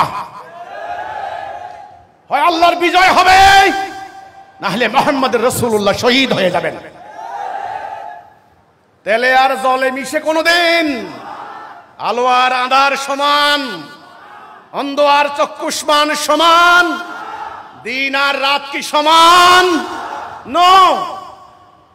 সূরা আনামের 50 নম্বর আয়াত আল্লাহ বলছেন অন্ধ আর চক্ষুষ্মান সমান নয়। কাজেই এই অন্ধের সমাজ থেকে আজকে আমার আলোচনার পর যদি আল্লাহ রাব্বুল আলামিন তোমাদের কিসমতে কুলায়, তোমাদের হৃদয়ের চক্ষু যাদের খুলে যাবে, যাদের হৃদয়ে ঈমানের আলো ঢুকবে, যারা তাওহীদের শপথ নেবে, তাওহীদের পতাকা ধারণ করবে, তারা অবিসম্ভাবী রূপে এই জালেমদের সমাজ থেকে হিজরত করার সিদ্ধান্ত নিতে হবে। কথাগুলো কঠিন আছে, কঠিন। এমনি এমনি আমার বাড়িতে হামলা করে নাই। আমি অত্যন্ত বাল্যকাল থেকে আমি যখন ক্লাস 1-এ পড়ি, আপনাদেরকে আমার বাল্যকালের দু একটা কথা না বলে নয়, ক্লাস 1-এ যখন পড়ি তখন আমি পবিত্র কোরআন শরীফ 3 বার খতম দিয়েছি। এই খুশিতে আমার দাদা পুরো আমার বাড়ির আশেপাশে সবাইকে তৎকালীন সিন্নি খাওয়াইছেন। আমাকে ছোটবেলায় এই শিক্ষা দেওয়া হয়েছে, রাস্তা রাস্তা হাঁটবা, এখন তো ছেলে মেয়েরা মোবাইল টিপে আর গান গায়, আমি শুধু সূরা বলতাম হাসবি রাব্বি জাল্লাল্লাহ, এটা শিখতাম, এটা বলতাম ইয়া নবী সালামু আলাইকা, ইয়া রাসূল সালামু আলাইকা। ছোটবেলা খুব বাল্যকাল থেকে সূরাগুলো মুখস্থ করে করে আমি রাস্তা রাস্তা হাঁটতাম। আজান দেওয়ার সাথে সাথে দৌড়ায় গিয়ে মসজিদের, আমাদের মক্তব ছিল, মক্তবের বিছানাগুলি আগে আমি বিছাইতাম। আমার এলাকায় যেই মাহফিল হবে ইন্তেজামিয়া কমিটিতে আমাকে থাকতে হবে। আমি মাইকিং করব, চাঁদা কালেকশন করব, ডাব তুলবো, নারকেল তুলবো, মুরগি তুলবো, আন্ডা তুলবো, মানুষের ওই যে কি বলে এগুলাকে ধান চাল কালেকশন করব, কারণ হুজুরকে দিতে হবে, মাহফিলে আনতে হবে। আমি সেই মানুষ, ছোটবেলা থেকেই আমি এর বড় হয়েছি। কিন্তু আমি যখন লা ইলাহা ইল্লাল্লাহ বলে আমার সমাজের বিরুদ্ধে বিদ্রোহ ঘোষণা করলাম, এই সমাজে আমার লোকেরা যারা আমার বাড়িতে গোশত দিয়ে পেট ভরে খেয়ে গেলেন, আমার বাড়িতে আগুন দিলেন, আমার ভাইদেরকে জবাই করে দিলেন, আমার বাবা মাকে আর চিনে না, তাদেরকে নিয়ে জেলখানায় নিক্ষেপ করলেন, সাথে সাথে মিলে গেল ১৫০০ বছর আগে রাহমাতাল লিল আলামিনের কি দশা হয়েছে, সাহাবীদের কি দশা হয়েছে, আজ আমার কপালে সেই দশা হয়েছে। আমি বারবার আসমানের দিকে তাকাতাম, আল্লাহকে বলতাম আল্লাহ তোমার আসমান এত বড়, আল্লাহ তোমার কোটি কোটি তারকা, তোমার আকাশ এত সুন্দর, তোমার বাতাস এত মৃদুমন্দ, আল্লাহ তোমার ক্ষেতগুলি এখন তো ফসল দিয়ে যাচ্ছে। আমি এই মানুষগুলিকে বলেছিলাম তোমরা ঈমান আনো, গণতন্ত্রের নামে ভণ্ডামি বাদ দাও, তোমরা আল্লাহর আনুগত্য করো। এই মানুষগুলি আমার বাড়িতে আগুন দিয়েছে, এই মানুষগুলি তলোয়ার নিয়ে আমাকে জবাই করার জন্য হন্য হয়ে ঘুরেছে। আল্লাহ তুমি কোথায়? নাস্তিকরা বলে তুমি নাকি নাই, কিন্তু আমার হৃদয়ে সাক্ষ্য দেয় তুমি আছো আল্লাহ। তুমি না থাকলেই সূর্য উঠতো না, অস্তমিত যেত না। আল্লাহ তুমি আমাকে সাহায্য করো আল্লাহ। বিশ্বাস করেন সেদিন আল্লাহ ছাড়া আমার আর কেউ নাই। চতুর্দিক থেকে তারা মিছিল করে করে আমার বাড়ির দিকে ধেয়ে আসছে, আমি বুঝতে পারি নাই আল্লাহ আমাকে কিভাবে রক্ষা করেছেন, কিভাবে রহমতের চাদর দিয়ে আমাকে ঢেকে রেখেছেন। তারা আমার সামনে মিছিল করে চলে গেল, তারা কি আমাকে দেখে নাই? তারা আমাকে দেখে নাই। আমার সামনে আমার দুই গালে জুতা মারো তালে তালে, আমার পিঠের চামড়া তুলে নেব আমরা। এই মিছিল করছে, আমি সামনে দাঁড়িয়ে আছি। আমার মা থেকে আমি শহীদ হওয়ার জন্য চূড়ান্ত বিদায় নিয়ে এসেছি। বলেছি, মা হাসরের দিন দেখা হবে জান্নাতের সিঁড়িতে, আমাকে দোয়া করিও মা। মাকে সালাম করে এসেছি। আমি যদি শহীদ হয়ে যাই, যদি আমার লাশ পাওয়া যায়, তবে আল্লাহর জন্য, আল্লাহর উপর ভরসা করে কবর দিও। কিন্তু আমি যেন পরাজিত না হই, আমার আঘাত যেন কোনোদিন পিঠে না লাগে, আমার আঘাত যেন বুকে লাগে, আমি কোনোদিন যেন পালিয়ে না যাই। ইমামুজ্জামান শিক্ষা দিয়েছেন, মোমেনরা কখনো পালায় না, মোমেনরা কখনো পিঠ দেখায় না। তিনি শিক্ষা দিয়েছেন। বিশ্বাস করেন, 2000 সালের ঘটনা আমার সামনে দিয়ে মিছিল দিয়ে যায়, আমাকে তারা দেখে নাই মনে হয়, অথবা কি কারণ আমি জানি না, তবে আমি আল্লাহকে দেখেছি। আল্লাহ আমাকে রহমতের চাদর দিয়ে বাঁচিয়ে রেখেছেন আজকের এখানে দাঁড়িয়ে এই কথা বলার জন্য। কাজেই আমি মনে করি তোমরা লক্ষ কোটি লোক আমাকে বাঁচাইতে পারবে না। আমাকে যতই তোমরা অভয় দান করো না কেন, যতই তোমরা আমাকে সাহস যোগাও না কেন, আমার আল্লাহ যদি আমাকে সেফ না করেন, আমার আল্লাহ রাসূলকে সেই গুহায় রক্ষা করেছেন যেই গুহায় কাফেররা ওনাকে ঘেরাও দিয়েছিল। আমার আল্লাহ রাব্বুল আলামিন আমাদের পিতা ইব্রাহিম আলাইহিস সালামকে রক্ষা করেছিলেন, যাকে তারা অগ্নিকুণ্ডে নিক্ষেপ করেছিলেন। ইয়া নার কুনি বারদাম ওয়া সালামুন আলা ইব্রাহিম। যে কোনো পরিবেশ আমার জন্য শান্তিদায়ক হয়ে যাবে যদি আমার আল্লাহ আমাকে সাহায্য করেন। এ গাজীপুর কারাগারে আমি 21 দিন ছিলাম। জনতা থানায় আক্রমণ করেছে, আপনারা জনতাকে দোষ দেন, ঠিক আছে, আমিও বলবো যে কোনো বিশৃঙ্খলাকে আমি সমর্থন করব না, ওকে। কিন্তু এই গাজীপুরের এসপি 2001 সালে আমি গাজীপুরে সমাবেশ করতে এসেছিলাম। ইয়াসমিন গফুর, ওই ভদ্র মহিলা কোথায়, ভদ্র না, ওই মহিলা এখন কোথায় আছে আমি জানি না, আমাকে অন্যায়ভাবে কারাগারে নিক্ষেপ করেছে, আমাদের ভাইদেরকে অবর্ণনীয় কষ্ট দিয়েছে। আমরা কোনো অন্যায় করি নাই, মিথ্যা কথা বলে চালান দিয়েছে। আমি এসপির সঙ্গে দেখা করতে গিয়েছিলাম 2001 সালে, তখন ইমামুজ্জামান ছিলেন। থানায় যখন হ্যান্ডকাপ পরায়, আমাদের সঙ্গে মরম সাইদ ভাই ছিলেন। সাইদ ভাই কান্না করে দিলেন।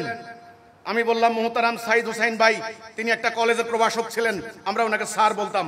স্যার, আপনি কান্না করছেন কেন? আপনি কি হ্যান্ডকাপ দেখে ভয় পাইলেন নাকি? উনি বললেন, না রে পাগল, আমি এই ধরনের হ্যান্ডকাপকে ভয় পাই না। আমার সঙ্গে সঙ্গে মনে পড়লো হাসরের দিন যখন জাহান্নামীদেরকে হ্যান্ডকাপ পরিয়ে কোমরে রশি দিয়ে, হাতে গলায় রশি দিয়ে নিয়ে যাওয়া হবে টানতে টানতে। আল্লাহকে বলেছি, আল্লাহ আজকের এই হ্যান্ডকাপের বিনিময়ে হাসরের দিন তুমি আমাকে আল্লাহ মুক্ত করে দিও আল্লাহ। এই গাজীপুর কারাগারে দিনের পর দিন আমাদেরকে নিপীড়ন চালানো হয়েছে। আমাদের কথা কেউ তখন শুনে নাই। মিথ্যা কথা বলেছে, বাইজিদ খান পন্নী নাকি নবী দাবি করেছেন, 295 ধারায় মামলা দিয়েছে। সম্মানিত ভাইরা আমার, যারা নতুনরা আসবেন, আপনাদের সামনে আমি এই বিষয়গুলির অবতারণা করছি, এমনি এমনি করি নাই। বুঝতে হবে এই রাস্তা নবী রাসূলের রাস্তা। এই রাস্তায় ফুল বিছানো নয়, এই রাস্তায় কাটা বিছানো। এই রাস্তা মসৃণ নয়, কণ্ঠকাকীর্ণ। এই রাস্তা শাহাদাতের রাস্তা, এই রাস্তা নিপীড়নের রাস্তা, এই রাস্তা জান্নাতের রাস্তা। আর আমাদের উলামায়ে কেরাম এই রাস্তা বাদ দিয়ে ওনারা আপোষের রাস্তা মেনে নিয়েছেন। ওনাদের ব্যাপারে আর কোনো আপত্তি, কোনো ওজর আমার নাই, আর নাই। ওনারা কি করে উম্মাকে ঐক্যবদ্ধ না করে জালেমদের আন্ডারে বসবাস করে ওনারা ওয়াজ করে ভাত খাচ্ছেন, ইমামতি করে ভাত খাচ্ছেন। কাদের ইমামতি করছেন? এরা কি মুসল্লি? এরা কি মুসলমান? কাদের ইমামতি করছেন? এটাই ছিল আমার কথা। সত্য বলেন, তোমাদের ঈমান নাই। আগে তোমরা ঈমান আনো, তবে তোমাদের নামাজ পড়াবো। তোমরা মারা গেলে তোমাদের মুদ্দা দাফন করব। তোমরা বিয়ে করলে বিয়ে শাদী পড়াই দেব। তোমাদের মাহফিলে আমি যে বক্তব্য দেব, আমি মাহফিলে কথা বলবো। তোমরা আগে ঈমান আনো। এরা হুজুরের পিছনে নামাজ পড়ে, এবার যাইয়া গণতন্ত্রের জন্য মিছিল করে, এদের ইমামতি করেন ওনারা। আমার ওনাদের প্রতি আর কোনো আপত্তি নাই, ওনাদের সাথে আর কোনো শত্রুতা নাই আমার। এখন আমরা বাঁচতে চাই। আমি এতক্ষণ এত কথা বললাম হিজরতের পয়েন্টে। কোন পয়েন্টে? হিজরত। হিজরত মানে কি এখন বুঝছেন তো? সমাজ থেকে আলাদা হলে কি পরিণতি। আমি কোন পীর ফকির না, হুজুরে কইছে জাহাজ ভরে নিয়ে যাইব, আমি সেটা না। আমার আনুগত্য করবেন বুঝে শুই না। রাসূলুল্লাহ যখন মদিনায় গেলেন তখন এক বৃদ্ধ লোক ওই আউস খাজরাজের ওই গণ্যমান্য ওদেরকে ডাইকা বলছেন, এই মিয়ারা এদিকে আসো, বসো। তোমরা যে এই লোকটারে মক্কা থেকে মদিনা আনছো, তোমরা কি জানো ওর সাথে যাওয়ার পরিণতি কি? অল্প দিনের ভিতরেই সমগ্র দুনিয়া তোমার শত্রুতা করবে। আছে কিনা হাদিস পড়ে দেখেন।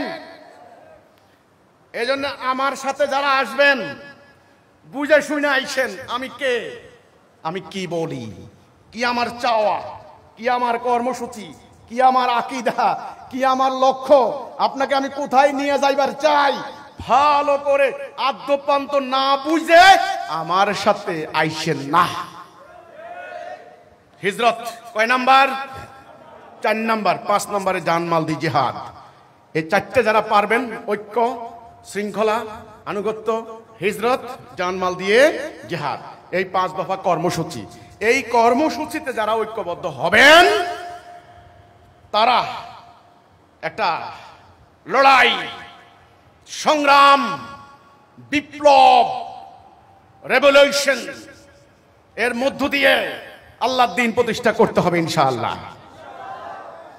বিপ্লবের কথা শুনলে ভয় লাগে নাকি? বিশ্বের শ্রেষ্ঠতম বিপ্লবী মহানবী হযরত মুহাম্মদ সাল্লাল্লাহু আলাইহি সাল্লাম, বিপ্লবের মূল মন্ত্র কি ছিল? লা ইলাহা ইল্লাল্লাহ, লা ইলাহা ইল্লাল্লাহ। আর কোনো কথা নাই। লা ইলাহা ইল্লাল্লাহ দিয়ে ভিক্ষা করে নাকি মিয়া? লা ইলাহা ইল্লাল্লাহ দিয়ে রণাঙ্গনে বিজয় লাভ করেছে, লা ইলাহা ইল্লাল্লাহ দিয়ে দুনিয়া শাসন করেছে। উম্মত মুহাম্মদ ছিল খলিফা, খলিফাতুল মুসলিমিন, আমিরুল মুমিনিন, শাসক, গভর্নর। আর তোমরা লা ইলাহা ইল্লাল্লাহ দিয়ে ভিক্ষা করো। কাজেই এই কোরআন যাদের আছে, লা ইলাহা ইল্লাল্লাহ বিপ্লবের মন্ত্র যাদের আছে, আল্লাহর উপরে ভরসা, আস্থা, বিশ্বাস যাদের আছে, তারা কি মাইর খাইতে পারে? তারা কি উদ্বাস্তু হইতে পারে? তারা কি পালাতে পারে? তাহলে ইরানে হামলা হওয়ার পর লক্ষ লক্ষ কোটি কোটি মানুষ তেহরান থেকে পালিয়ে গেল কেন? মুসলমান কি পালায়? পালাবে না। এই যে ধর্মীয় দলগুলি মিছিল করতে যায় বাইতুল মুকাররম, পুলিশে ফাঁসি দেওয়ার সাথে সাথে বেটন চার্জ একটা লাঠি মারলেই লক্ষ হাজার হাজার জোড়া স্যান্ডেল, পারলে পায়জামা খুইলা পালাইতো, ন্যাংটা হইয়া পালাইতো। এগুলা কি ইসলামের শিক্ষা? পালাইলে আল্লাহর গজব না? কাজে বুঝে শুনে আইসো। এবার আসেন, আপনারা নতুনরা আছেন যারা, আপনারা কি তাওহীদের, হিজবুত তাওহীদের সাথে ঐক্যবদ্ধ হতে চান? এই কথার উপরে লা ইলাহা ইল্লাল্লাহ মুহাম্মাদুর, আমরা আল্লাহর হুকুম বিধান ছাড়া কারো হুকুম বিধান মানি না। 1 2 আল্লাহর দেওয়া দ্বীন, দ্বীনুল হক, আল্লাহর জমিনে প্রতিষ্ঠা না করলে শান্তি আসবে না। এটা প্রতিষ্ঠা করতে হবে। বর্তমানে এটা প্রতিষ্ঠা নাই। প্রতিষ্ঠা করার জন্য হিজবুত তাওহীদ যে উদ্যোগ নিয়েছে, আমরা হিজবুত তাওহীদের সাথে একমত। 3 যেই কর্মসূচির মোতাবেক হিজবুত তাওহীদ সংগ্রাম করছে, সেই কর্মসূচির সাথে আমি একমত। এই কথার উপরে ঐক্যবদ্ধ হয়ে হিজবুত তাওহীদের হাতে বায়াত নিয়ে এই পৃথিবীতে আল্লাহর দ্বীন প্রতিষ্ঠা করার অঙ্গীকার, শপথ কারা কারা করতে চান বলেন? আগামী দিনের রাষ্ট্র আমরা বলেছি সংস্কার দিয়ে হবে না, প্রচলিত সিস্টেমে নির্বাচনে হবে না। আল্লাহর কোরআনকে ভিত্তি নিয়ে একটা রাষ্ট্র ব্যবস্থার রূপরেখা দাঁড় করিয়েছি। আমি সেমিনার করে দেশের গণ্যমান্য সাংবাদিক, সাহিত্যিক, বুদ্ধিজীবী, বিশ্ববিদ্যালয় শিক্ষক, প্রফেসর, আইনজীবী, আমি সবার সামনে রূপরেখা তুলে ধরেছি। আমি প্রেস ক্লাবে এবং পার্লামেন্টে ওখানে গিয়েও যারা কমিশনে আছেন তাদেরকে আমরা দিয়েছি। এ হচ্ছে আগামী দিনের রাষ্ট্র ব্যবস্থার রূপরেখা। এটা কিন্তু প্রতিষ্ঠা না করলে কথা কেউ নেবে না, কেউ শুনবে না, আপনার কথা কেউ শুনবে না। সুদ কি মজা! আরে বাপ রে বাপ! সুদের টাকা খাইয়া এক বিল্ডিং এর জায়গায় 50 বিল্ডিং বানাইছে, বিদেশে 400 খান বাড়ি বানাইছে, কইলেই আপনার সুদি কারবার বন্ধ করে দিব? এত সোজা না। আর এ রাজনীতি করতে করতে মজা পাইয়া গেছে না। চেয়ারম্যান হয়, মেম্বার হয়, এমপি হয়, কমিশনার হয়, কিছু না হয় বাস স্ট্যান্ডের টেন্ডারবাজি তো অন্তত পাওয়া যাবে। কাজে রাজনীতি খুব মজা। এ রাজনীতি বাদ দিবে না এরা। একদল মুমিন লোহার মতো ঐক্যবদ্ধ হয়ে আল্লাহর উপর ঈমান এনে এই কোরআনকে বুকে ধারণ করে কর্মসূচি অনুযায়ী জিহাদ না করলে সিস্টেম পরিবর্তন হবে না। এই সিস্টেম মুখের কথায় পরিবর্তন হয়ে যাবে? বলেন তো দেখি। হবে না। রাসূলুল্লাহর মুখের কথায় হয়ে গেছে? হয় নাই, জীবন দিতে হয়েছে।